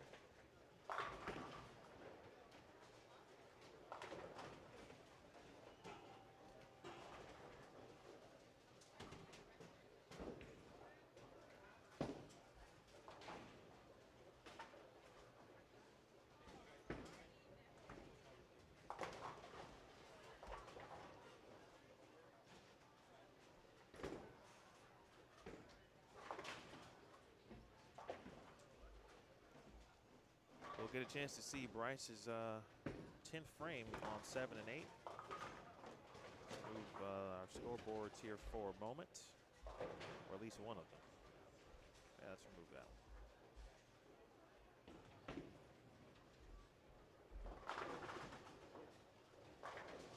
So you can see the 300 on the screen,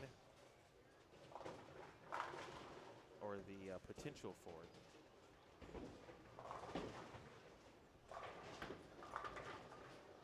That's a nice way to pick up that washout.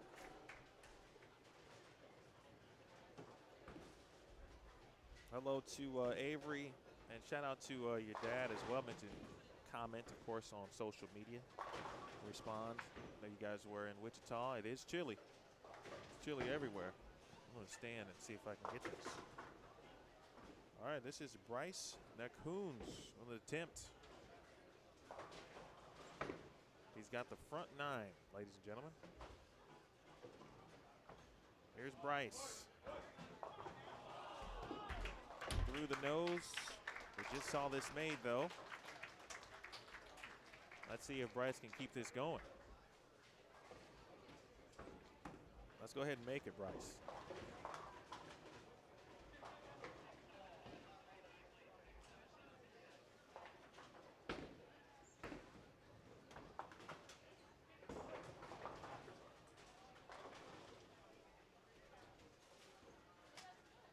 All right, 257 there for Bryce.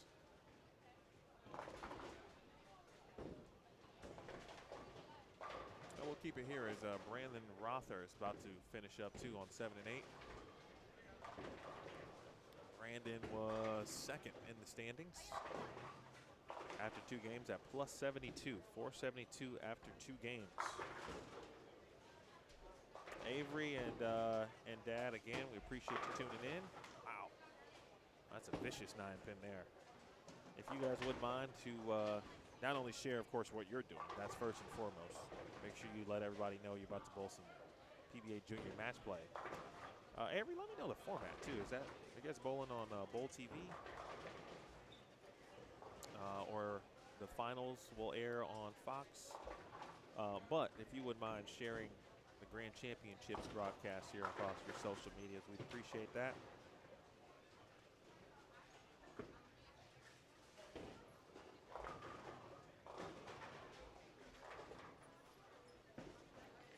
Final shot here for Brandon, and then we'll go back to 9 through 12. And 17 through 20. Still going strong. No issues with the 10 there. And the 9 for that matter. 206 for Brandon.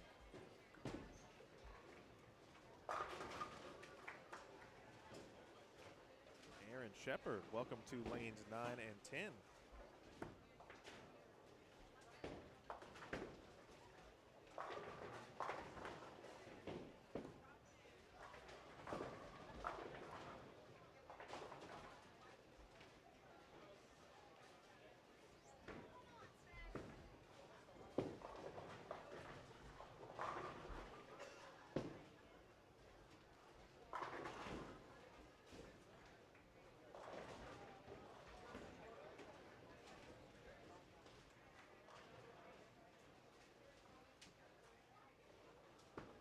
Again, 9 through 12 has featured the A division this morning.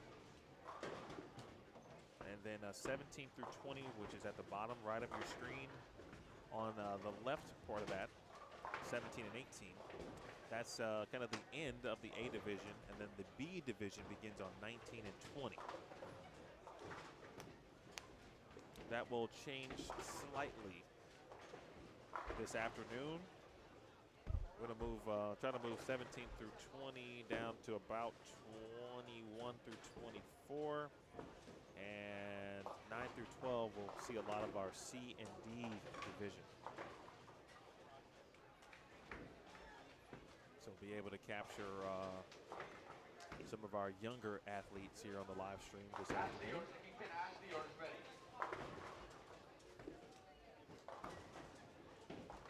That's great. All right, so I'll try to, well, no, I won't be able to tune in. I was I'm going to try to tune in to watch PBA Junior match play, but I don't think I'm sure it'll run at the same time as we are running here. But Avery, good luck as always. I know you will perform admirably as you always do. Good luck to all the players on the PBA Junior.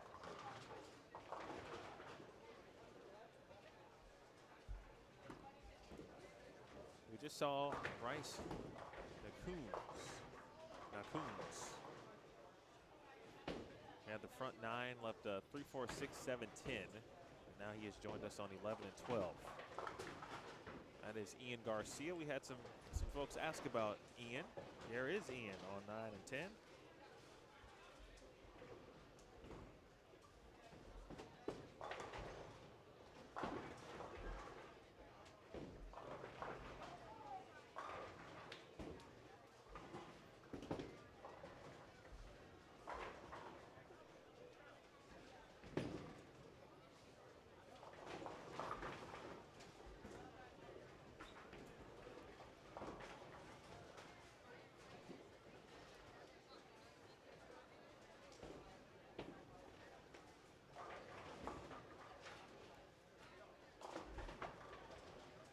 Yamanoha about to step up on lane 10. Riley Sproles. I've shot practice. Brandon Rother also joining us now as well.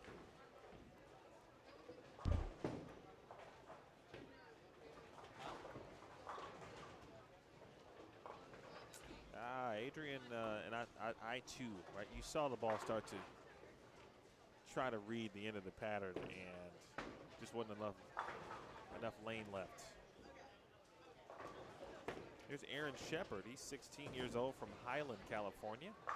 Bang. Good shot there for Aaron out of Citrus Valley High School. You know, I'm pretty impressed with some of the high school players are in these favorite subjects, or really all the students that we're talking about here. Aaron's favorite subject is English, and I'm impressed because I've seen English, psychology, history, world history, U.S. history. I've seen all of those things, and I'm like, you know, in some ways you just don't expect some student athletes at this age to want to or have those type of favorite subjects. The history buffs, though, are the ones that are really standing out.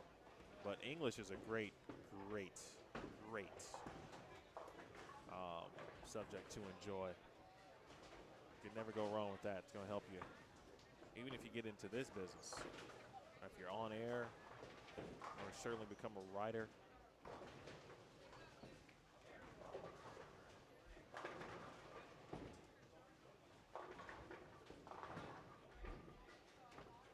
Well, that developed into a very good 9 because that could have been a lot of things.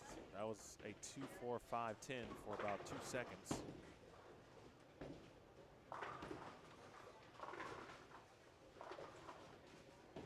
Flynn a lot. A good shot. Rother.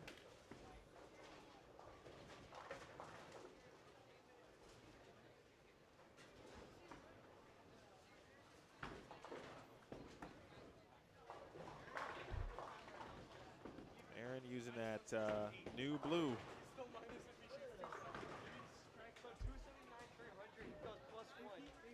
Say more about Aaron Shepard, and I appreciate Aaron or Aaron's parents for filling out the survey so I can learn more about him. Aaron loves bowling, And he's also kind of getting into, looks like maybe becoming a beginner video game designer. That's pretty cool.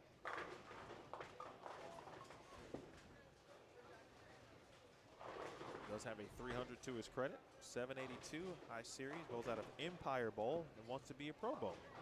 Well, as Jason Belmonte and Shannon O'Keefe. Been bowling for 11 years. His mom and dad got him involved. Art Guzman, Andy Clark, and Terry Langster, the coaches he's worked with. He's not bowling. Again, he loves to play a little virtual reality, draw, as well as gaming.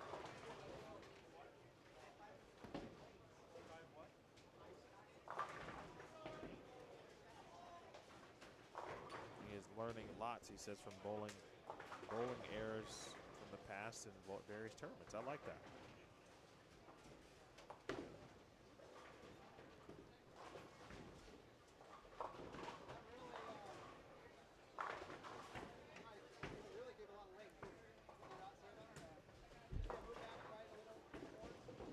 Ian Garcia.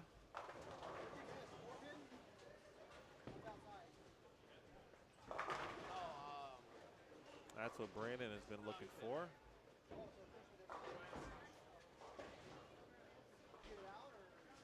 Yeah, that one. The first one I left at 10. That one should have struck. It was just a ringing 10.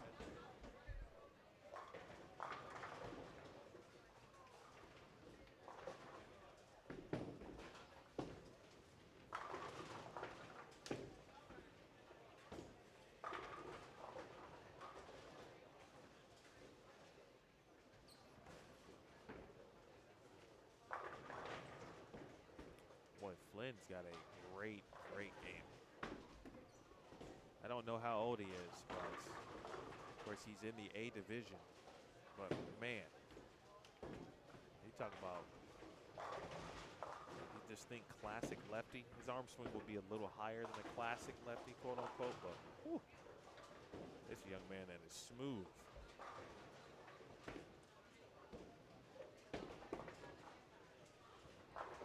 He's got a great foundation. I tell you, whoever's been working with Flynn has done a great job. They could all be natural too, but I'm sure he's had some level of coaching more than likely, especially in this area. Not just in the state of California, but this area of the country. Just with Mark Baker in the area.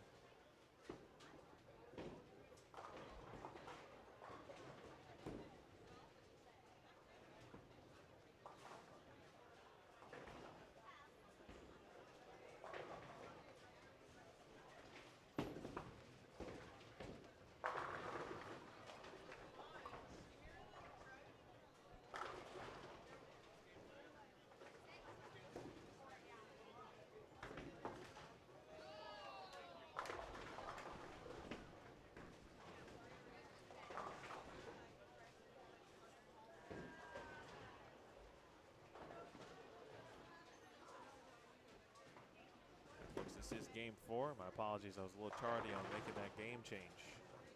Our graphic at our lower third.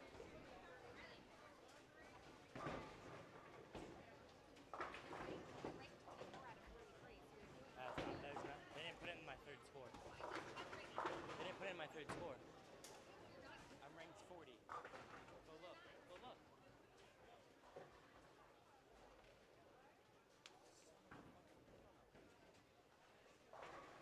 Again, folks, the top 5 will advance to the Stepladder finals.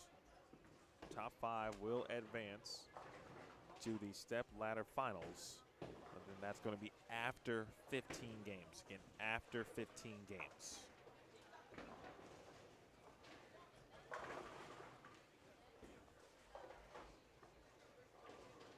Block A, 5 games.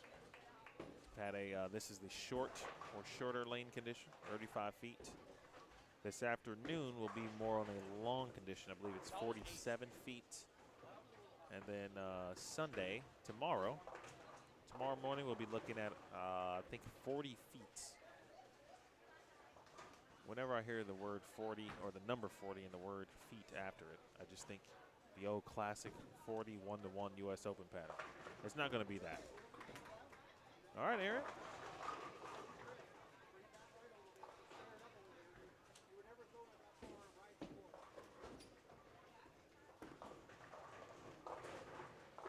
Mr. Santos has had a lot of wonderful people looking forward to watching him bowl here today.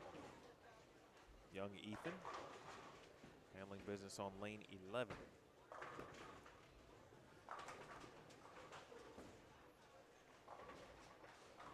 Three tens, they can be troublesome every now and then. Shepard. 3 in a row, maybe? Oh, that's a huge break. He's had 2 splits here in this game. They've gotten a hair quick with that one. Backup ball on the 10-pin conversion for Brandon.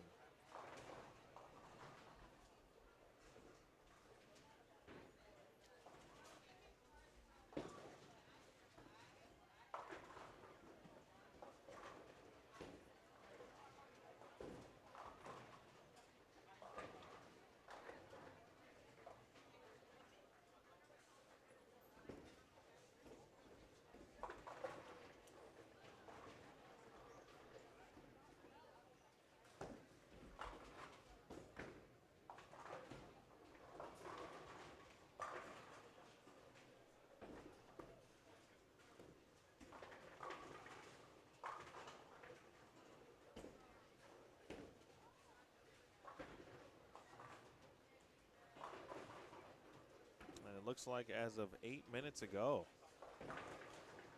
the finalists for the PBA Players Championship presented by Snickers have been determined. Tom Smallwood, your #1 seed, followed by the real deal, Bill O'Neill.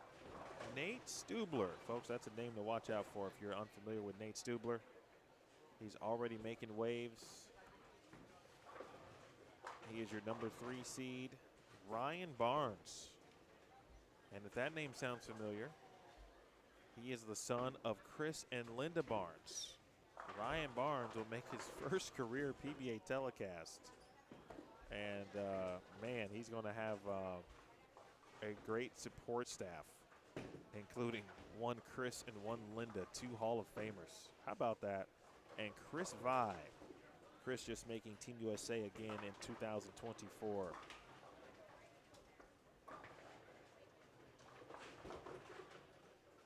Congratulations to those 5 individuals. What a moment for the Barnes family.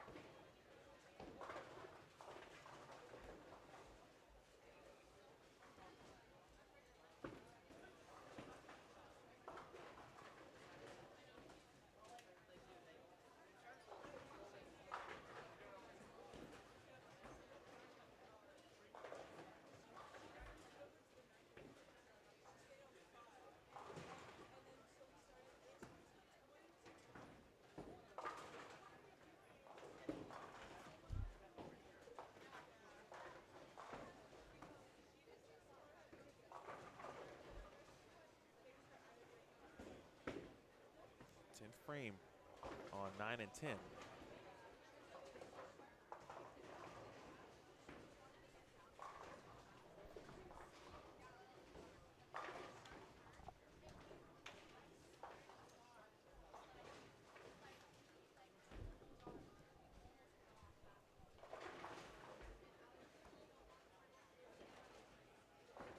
Big shot there from Shepard.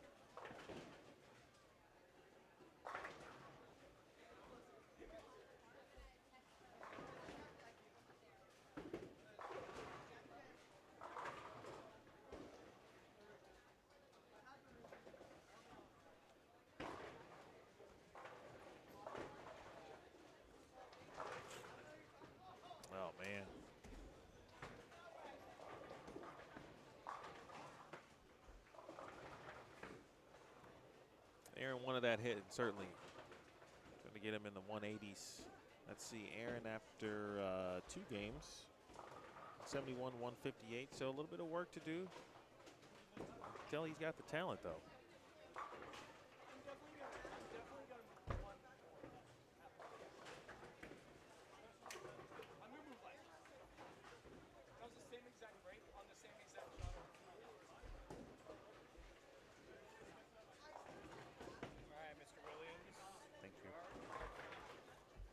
Got game 3. I'd be like 4th or 5th after this. Where's my kid at? He's doing really shitty. It's Riley.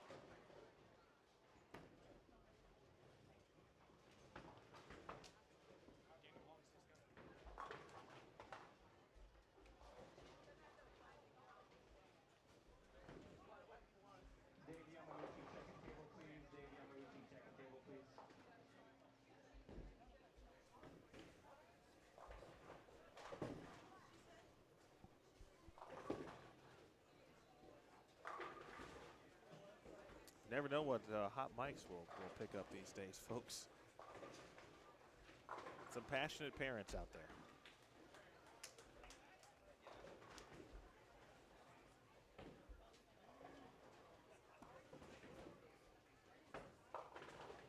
That looked like a good shot.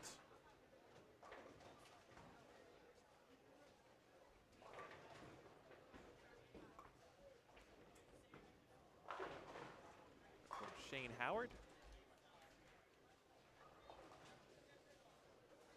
Already inching closer again to game number 5. That'll be the final game of this block, and then we'll have a lunch break, and then we'll get back at it with 5 more games.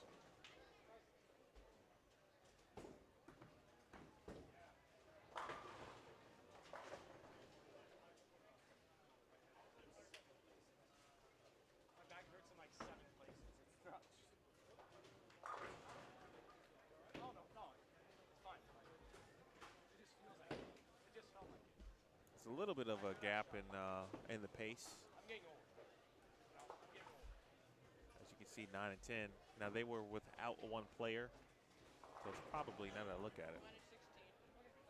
Except for 7 and 8 and 11 and 12 are about the same pace because there was this brief, very, very brief delay a couple of games ago.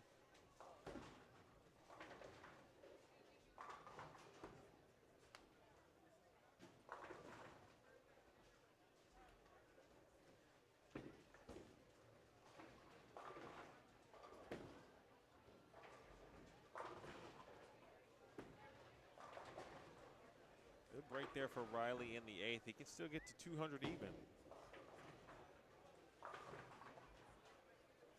All right, scores after 3 games. Evan Maxino, 748 for the first 3, plus 148. Bryce Nacoons at 720. Brandon Rother third at 678. That's plus 78. Brent Peruganen fourth at plus 66. Daniel Hong is 5th at plus 57. That's your top 5 in the A division.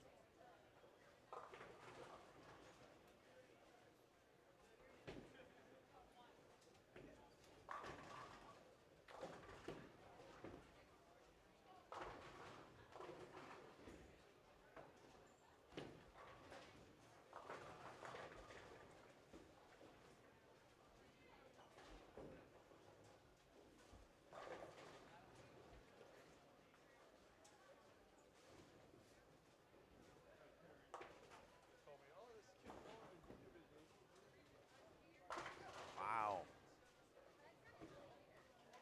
Talk about power.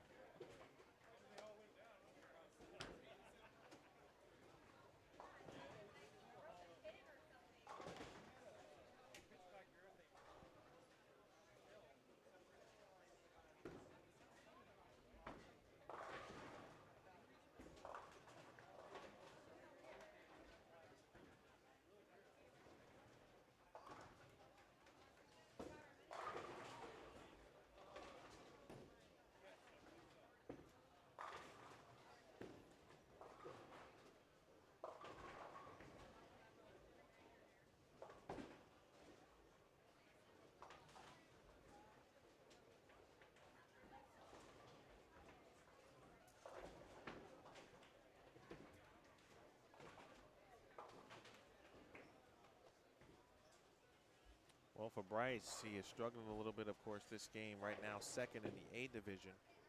B division scores. Bailey Villegas, 576. Hunter Cow, 575. Aiden Pascua, 549. Actually, it's tied for third with Seth Lee at 549. Great spare there from Santos. And Porfirio Jimeno at 541. That's fifth in the B division. Then in the C division, Cameron Peterson at 488. Kaylee Perugan in 472. That's second. Giselle Garcia third at 445. Mark Wang fourth at 440. Sierra Terry fifth at 428. Maybe, you know what? I'll try to react. Kaylina Samana 430. Joseph Stanley second at 370. Alejandra Gonzalez third at 364. Jace Wilson is fourth at 357. Jack Lindhorst is fifth at 355.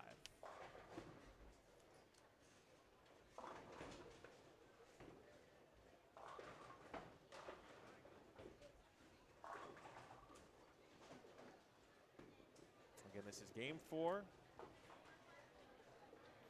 Game 5 coming up, and that will complete this block A.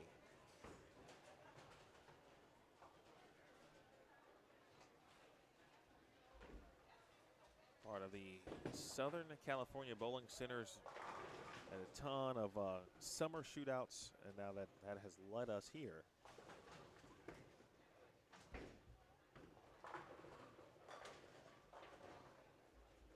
To the Southern California Junior Grand Championships. Looked like there were summer shootouts from what I could tell all across the way in Southern California. So thanks to all of the bowling centers who have hosted, continue to host. Great shot there from Riley. He's got 200 max still. Trying to make a climb up the leaderboard.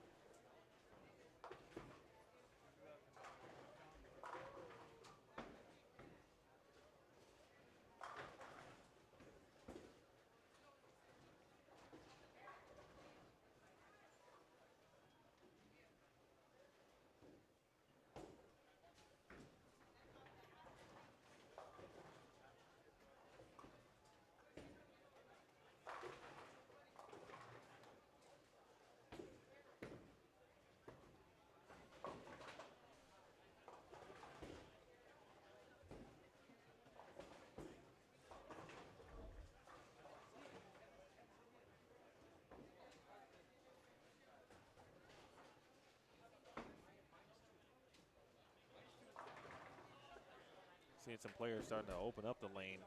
If this was a longer block, we might see some around fifth arrow. People are still into some urethane.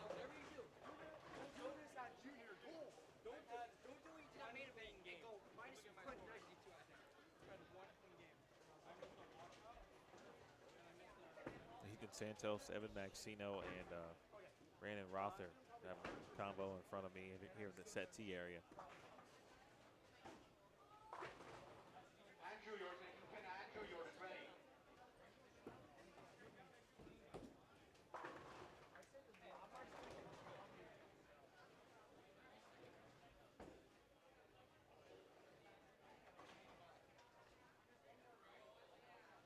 Still got some scores to try to finish out here. Bryce doing a great job. In fact, if he can strike here, he can try to save 180. Considering his start 224, 241, 255. 180 won't be too bad. 170 isn't that bad either, to be quite honest with you. He's bowled great for, of course, 3 games, and so he's got himself a nice cushion. Kelly, yours is ready. Scrolls finishes with 184. Very nice 216 finish.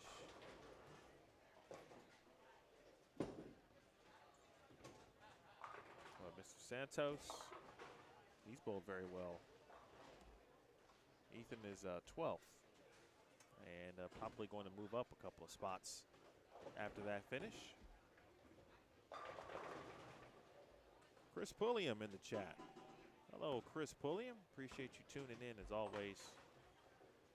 helping to support not only Bowlstream TV, but this weekend it's the youth of Southern California and the bowling centers of Southern California. We are live from Cal Bowl in Lakewood, California.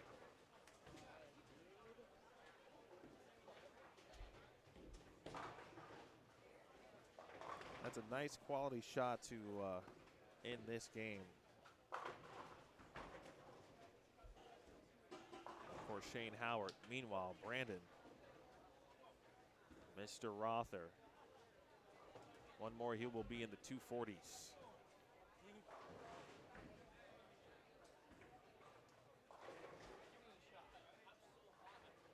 That's real close. I type in over my phone.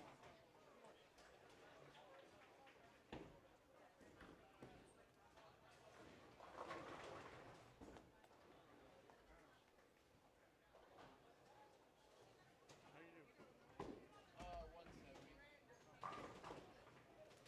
170. Rother does it again. He's got the back six.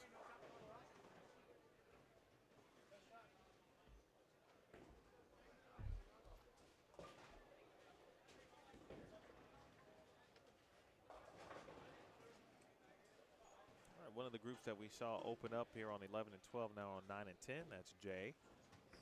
Lori, yours, Ethan, Lori, yours ready.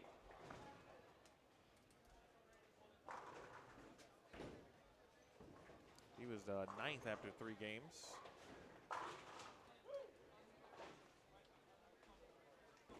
.249.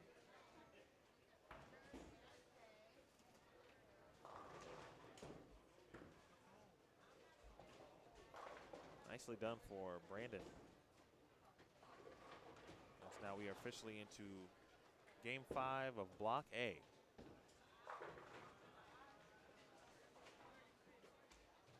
And I think we will have seen every group here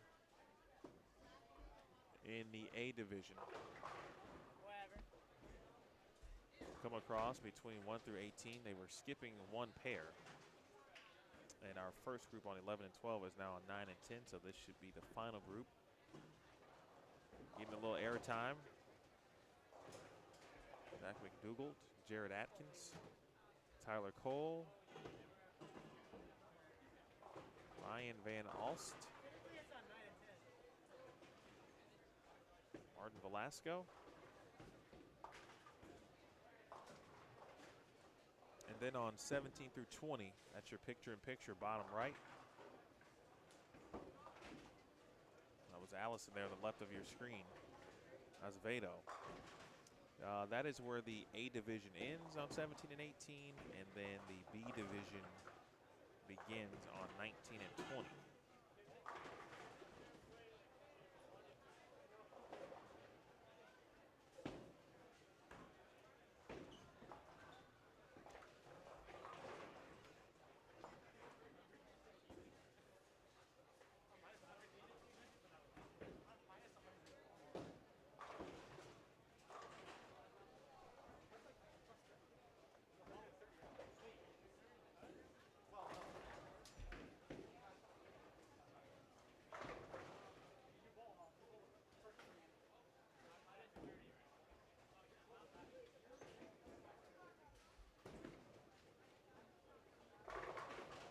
That was Chris Pulliam's world too, by the way. Folks, Chris Pulliam is a great bowling fan, and he really is. He is a bowling fan, or I'm sorry, bowling, what I call like a bowling viewer enthusiast. If there's bowling on, Chris Pulliam's going to check it out. He's someone who actually does, you know, look to improve or generally just enjoy watching bowling. But he also will then go to practice and try to take a look at what he just saw and try to imply it or use it into his own game somehow.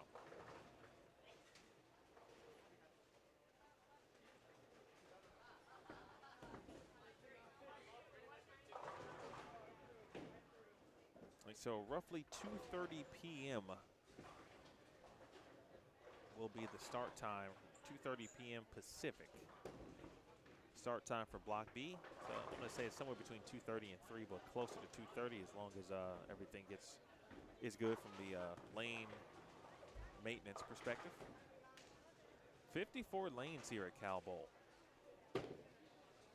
So now I can go back to the Midwest, and the next time I'm in a center that has 50 or more lanes, I can reference Cal Bowl as a bowling center that I have been to in a different part of the country, in a different state, that also has 50 or more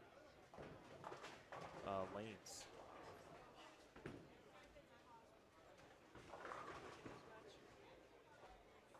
Bids are impossible. If we have any relatives, parents, friends of either of our players here bowling right now in this final game, let us know. They could be on 19, 20, 17, 18 in our picture-in-picture. They could be on 9 and 12. It's kind of our featured area. Meatball marinara.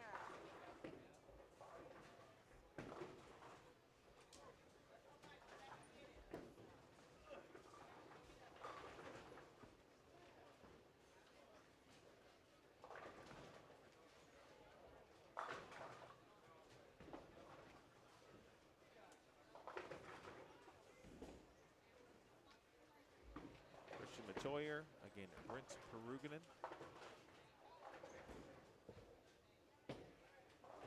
Naomi Yamauchi, I believe Joshua is down there as well. Of course, my guy Jay, who we saw in game 1. Here is Zach, and I think Zach had some items written about him during our survey. Indeed, Zach McDougald.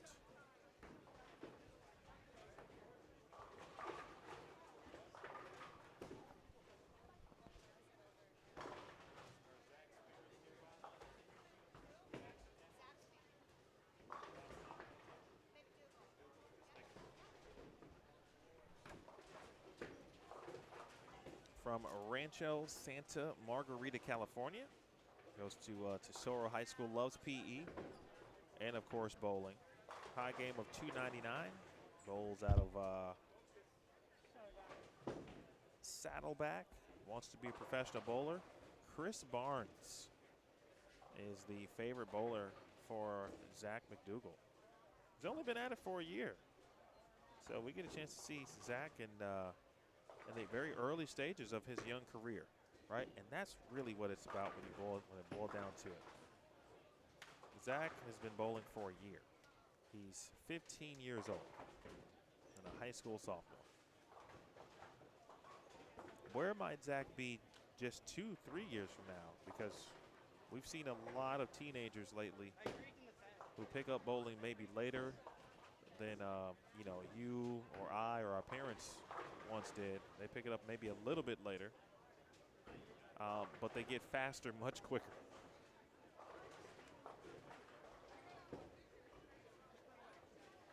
And especially with Mark Baker coaching young Zach, I'm going to go on the limb and say the improvement he's going to see, of course, as long as he puts in the work, is going to be phenomenal. When he is not bowling, he likes to watch bowling videos on YouTube. A lot of contents. So hopefully Zach and his family have subscribed so they can watch Bowlstream TV when they're looking for bowling to watch on YouTube.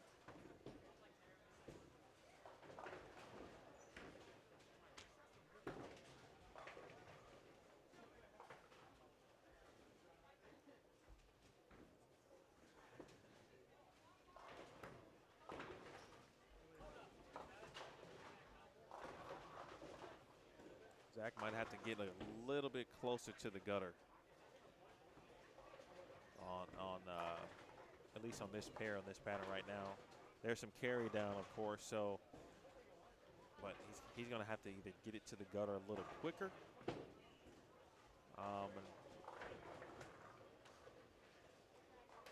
straighten that angle a little bit. Slap it out there with young Mark.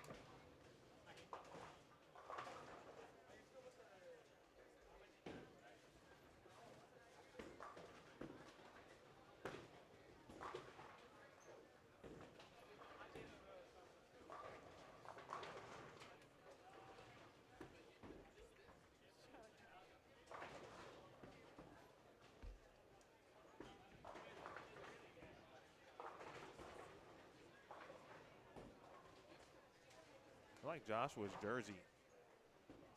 I'm not sure what team or an additional team maybe that he is a part of, but it looks to be very well represented on the back of his jersey. That's cool. Here's Ryan. Asks for it to lay off, and it does. Sometimes the bowling balls don't listen, Ryan. So I don't know how you get that to happen, but maybe you can teach us all how to do that.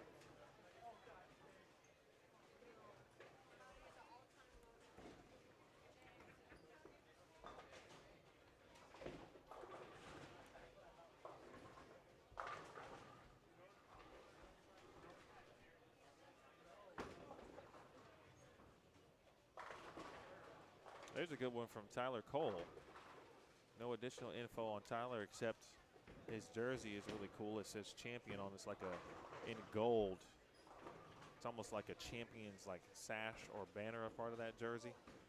If you believe it, so shall you achieve it. Or as someone used to say, something like that, right?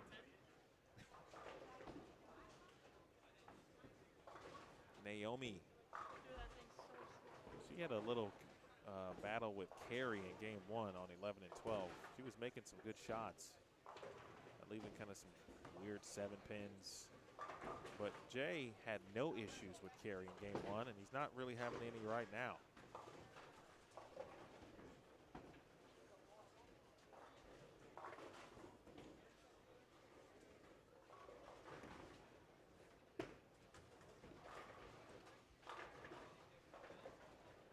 I'll keep you updated on Ethan's progress there, Cynthia. Thank you for joining me this morning and checking in on Ethan. About an hour and a half. We'll announce the return time, bowlers. You will hang on to your score sheets. Hang on to your score sheets. Victory order is ready. Your starting lane for the second block is on your sheet again. Hang on to your score sheets. You can move your equipment to your starting lane for the second block. That is the voice of David Yamauchi. Tournament director here, JAT. Appreciate all that he has done for youth bowling. The West Coast has had no shortage of youth bowling tournaments and events for a very long time. From what I understand, certainly not from here, but I've talked to many people over the years. 2 in a row there for young Tyler.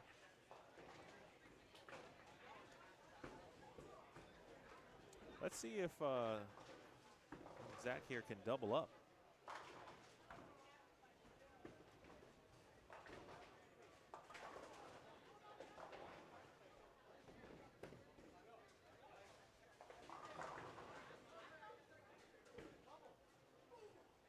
Oh, and Zach gives it a little Belmo boom at the behest of one Ryan Van Alst, who is about to step up on lane 11. And that's what it's about to. Just, you know, at the end of the day, just to let the kids be kids. That was so cool.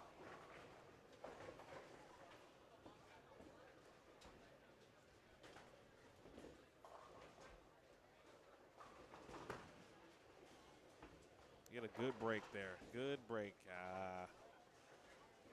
Looks like Ryan kind of dropped that one maybe.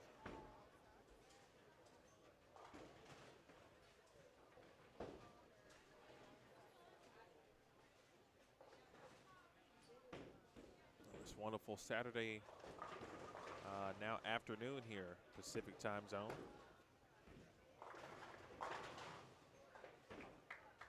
I'll maybe talk about this more this afternoon. But flying into the Long Beach airport, I like airports that allow you, or you must go outside to board the flight. Like Charlotte has that, but there's a certain terminal at the Charlotte airport where that exists. And it's mostly like if you're flying regionally in the area. But I feel like you feel very important when you got to step out of a terminal to board an airplane, right?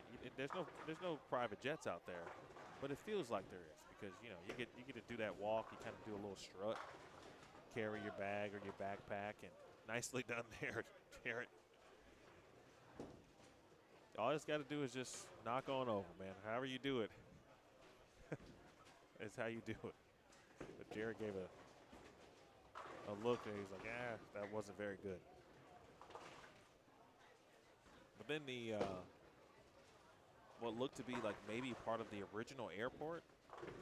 As soon as you leave the flight or the airplane, you walk into short terminal there, and then you walk outside and go claim your baggage. And what looks like it could be something on a base, but had to be a part of the original airport. Really cool facility. Small but perfect, the Long Beach Airport.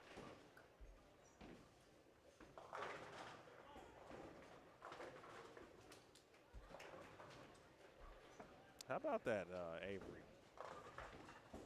I talked to them. Well, I talked to Hayden.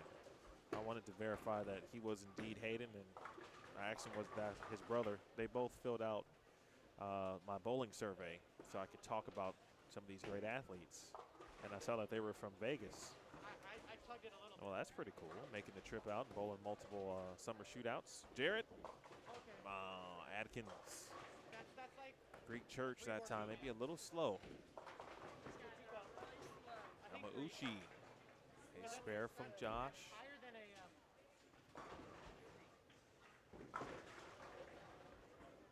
No, not that far. Chris, I'm going to need about, I might need an event every weekend so we can get to the private jet. I don't know how the family will feel about 52 weeks a year. There's an event, but if it equals a private jet, maybe we can convince them. Or if we can cut it in half and we'll increase value elsewhere, then maybe that's a good plan. That actually sounds like a good plan. Tyler Cole, can he make it 4? You bet.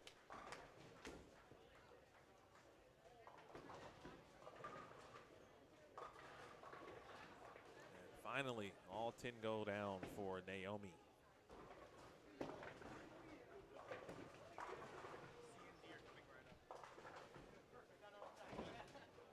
All right, we got scores after 4 games, and it's the Evan Maxino show.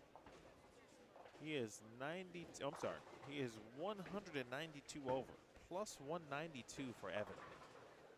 259, 225, 264, 244. Absolutely owning this short pattern, which is 35 feet. Daniel Hong is second. That's a 248 average, by the way, folks, for Evan. Daniel Hong second at plus 133. Brandon Rother is third at plus 127. Bryce Nakuns fourth at plus 90. And Kaven Massey, who has moved into now the top 5, is at plus 67 with Brent Peruginen dropping out of the top 5 for a little bit. He is in 6th place. And then in the B division, Hunter Cow at minus 61 at 739. Aiden Pascua, 735. That's his 4-game total. Ian Feel at 720. Seth Lee at plus 718. Christopher Kohler at 713.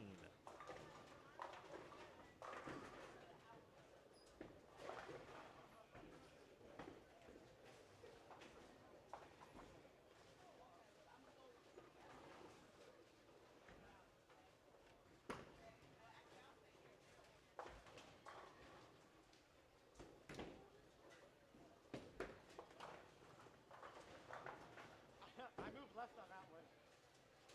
Looks like I need to move more left. Well, Tyler Cole is, again, figuring some stuff out. Zach had as well that open in the 7th frame. I'm gonna move even more. Or left.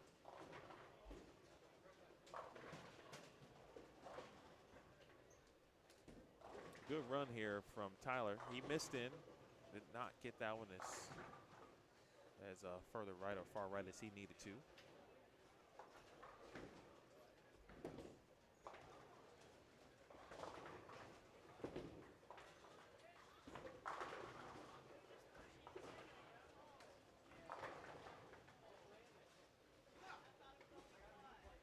We did have a front nine alert from Bryson Coons in game 3.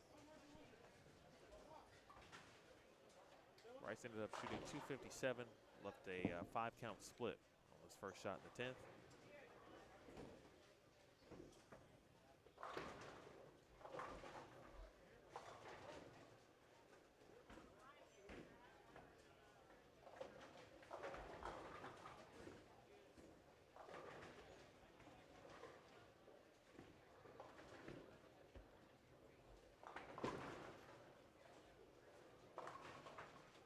That's where the kind of the flat part of the pattern, it's short, still flat.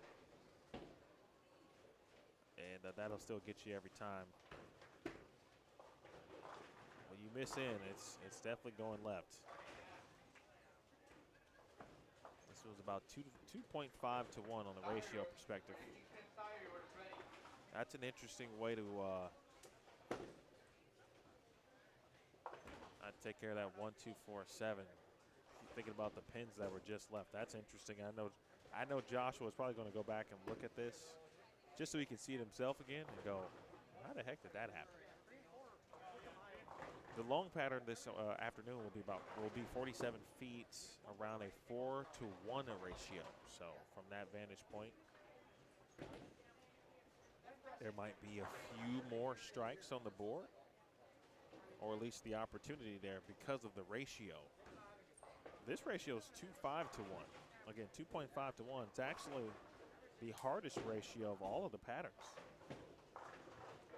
But for some, they've made it look like it's 10 to 1, like it's a house shot, AKA Evan Maxino and his 248 average through 4 games. Daniel Hong, again, has bowled exceptionally well also. And so has Brandon Rother, again, Bryson Coons. Oh, no messenger for Naomi.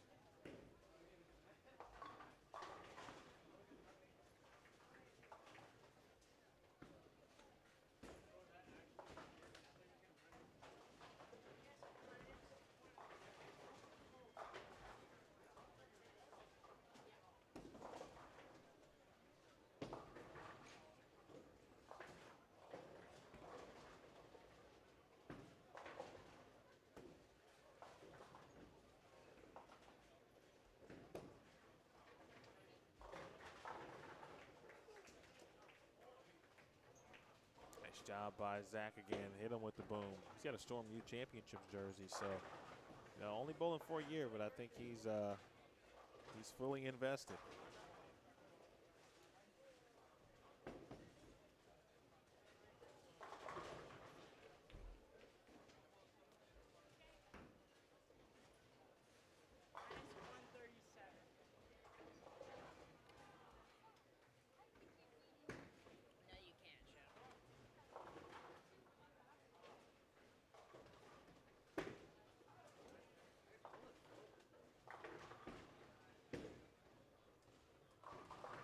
Athletes finishing up. Got those calculators out, that pen and paper, putting it to use. The good work filling out and updating their scores.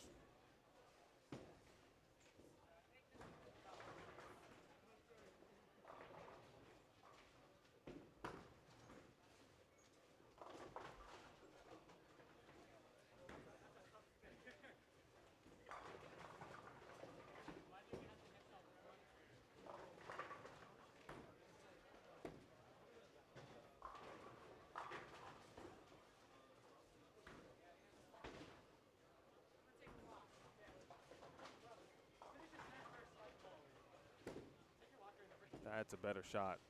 Oh, yeah. He got it to where he needed to get to there. Tyler just going A to B. Unfortunate miscue in the 8th. But a well-bowled game here overall.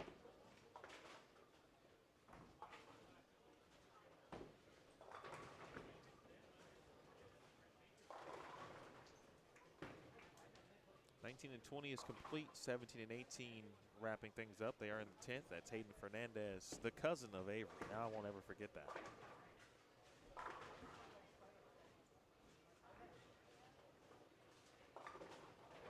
Oh, and he got a nice break. Maybe throwing some urethane still near the gutter. Considering the start there for Zach, he made some magic happen to get himself to 167 this game.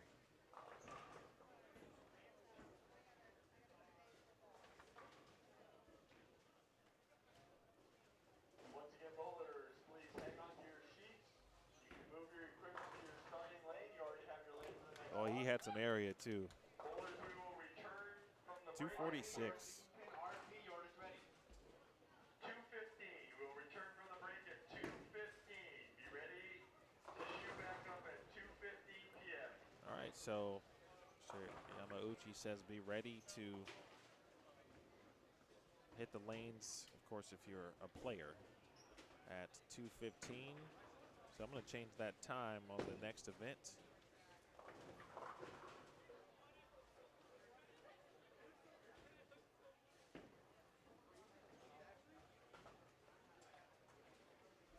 Let's just change it to 2:30.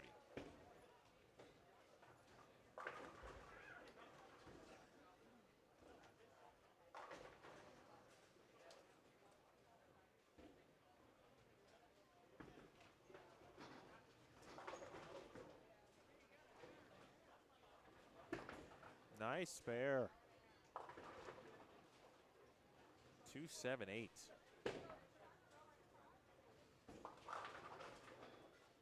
Yeah, there will be a nice break. Be about 90 minutes. Oh. No broadcast that I'm a part of can go without an 8-pin. And it just happened, folks. I mean, are you serious? Great shot there by Joshua.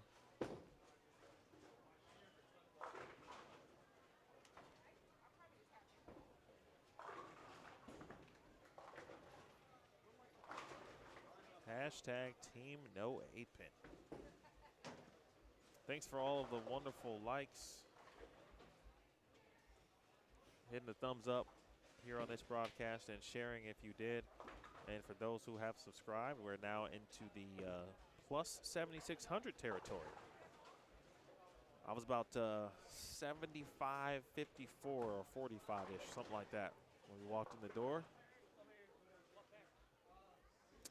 Get out of town, Chris William. I did not know that. So I'm going to say no because I want to be able to just – I do have to I was hoping to get out tomorrow night, but I won't be able to. So maybe I'll make that an item for me tomorrow after the tournament concludes. Since it'll be a rare Sunday night on the road for me. I usually try to travel, but flying into Long Beach was a better idea, and I'm glad I did. I didn't have to fight through the 405 from LAX. And my kids are at home. My wife doesn't work on Monday. It's the Martin Luther King holiday. Shout out to Martin Luther King Jr. So I can get home, and they'll be there. We didn't have to worry about who was going to take them to school. All right, last shot's coming up, 9 and 10. And then 2 opportunities left here for Aiden on 17 and 18.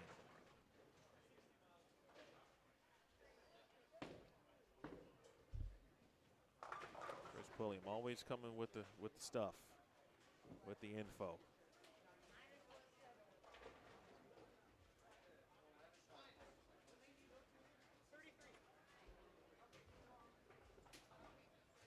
Info. So the A division will be moving in the middle portion of the house for block number, or block B, I should say. So let me tell you who's going to be on 9 through 12, because I know a lot of folks, and we're looking at seeing all divisions. So 9 through 12, not going to move from here. We'll still have a camera here. So we'll see a lot of our young tykes here on 9 through 12, or at least on 9 and 10. Will be part of the D division. And then 11 and 12 will be part of the C division. And then I'm going to try to get down to 21 and 24. We'll still see a little bit of the A division.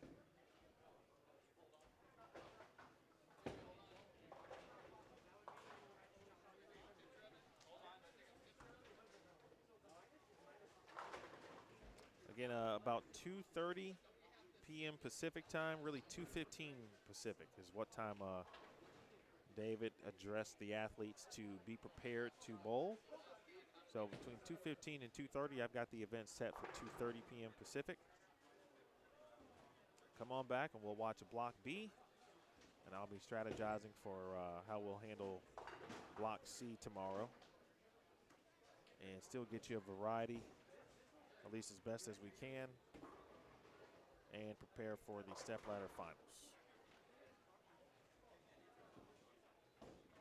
We're all done on 9 and 10, and looks like we're done on 17 and 18. But looks like there is still bowling going on 15 and 16. So let's do a quick pan, as opposed to walking all the way down and trying to move another camera. Let's just pan here.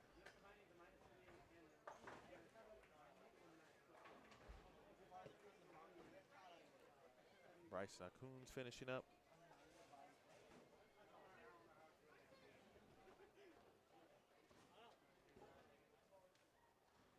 Also get a nice look at Cal Bowl too.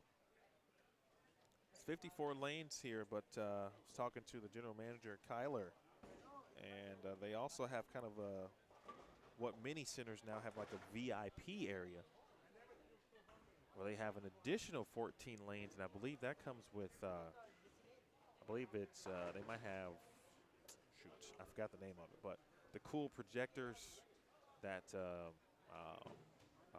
got images and whatnot on the bowling lanes, on the lanes themselves. I forgot the name of that program, but they have that 14-lane area. So Cal Bowl had a very nice league session. They were packed last night with league and open play. Bowling Center seems to be doing great things here.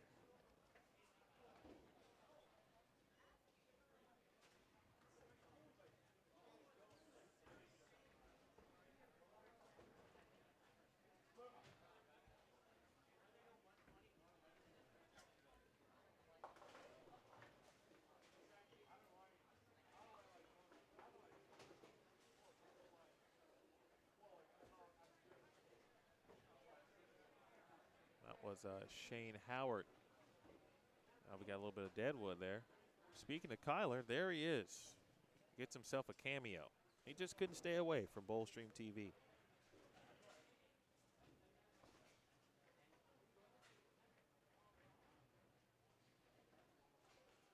Brandon Rother, who we saw finish with 246 on 11 and 12 one game ago. He can strike out for 224.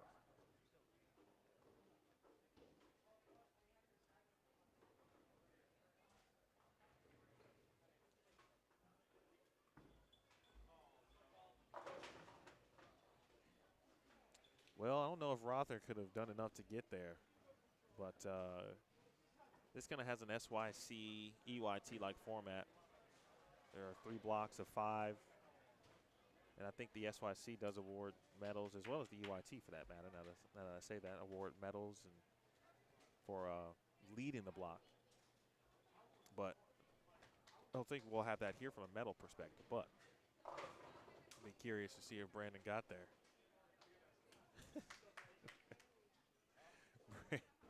Brandon's got some moves. Thank you, Chris Pulliam. Clutch. I think they have clutch bowling. I wanted to say Kegel Torch, but they might have that too. I don't know. I actually kind of want to find out. Maybe I'll do that on Sunday night. All right, folks. I want to thank Casey for bringing out some standings for me. Certainly want to thank Paul Esteves and the entire Bowling Centers of Southern California group. Thank them so much, because they are trying to increase the profile here of Southern California youth bowling.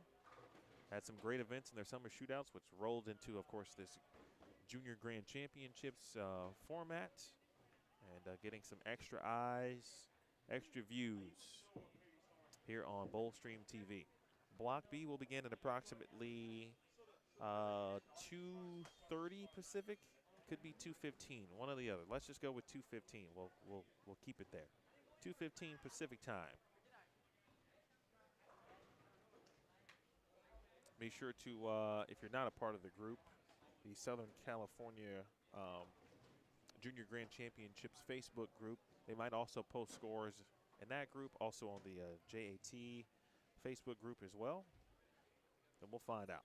So until then, folks, I'll see you a little bit later on. Enjoy your break. I hope you come on back with us. I will be here, and we'll take you into the early evening here in Southern California with 5 additional games on a long 47-foot lane condition. For many, it was nice to meet all of you, and I look forward to interacting with you later today as well. So for David Yamamuchi, Paul Esteves, my man Kyler, all of the wonderful people on staff here at Cal Bowl, my name is Emil Williams Jr. This has been a presentation, Block A of the Southern California Junior Grand Championships. Watched it live and only on Bowl Stream TV.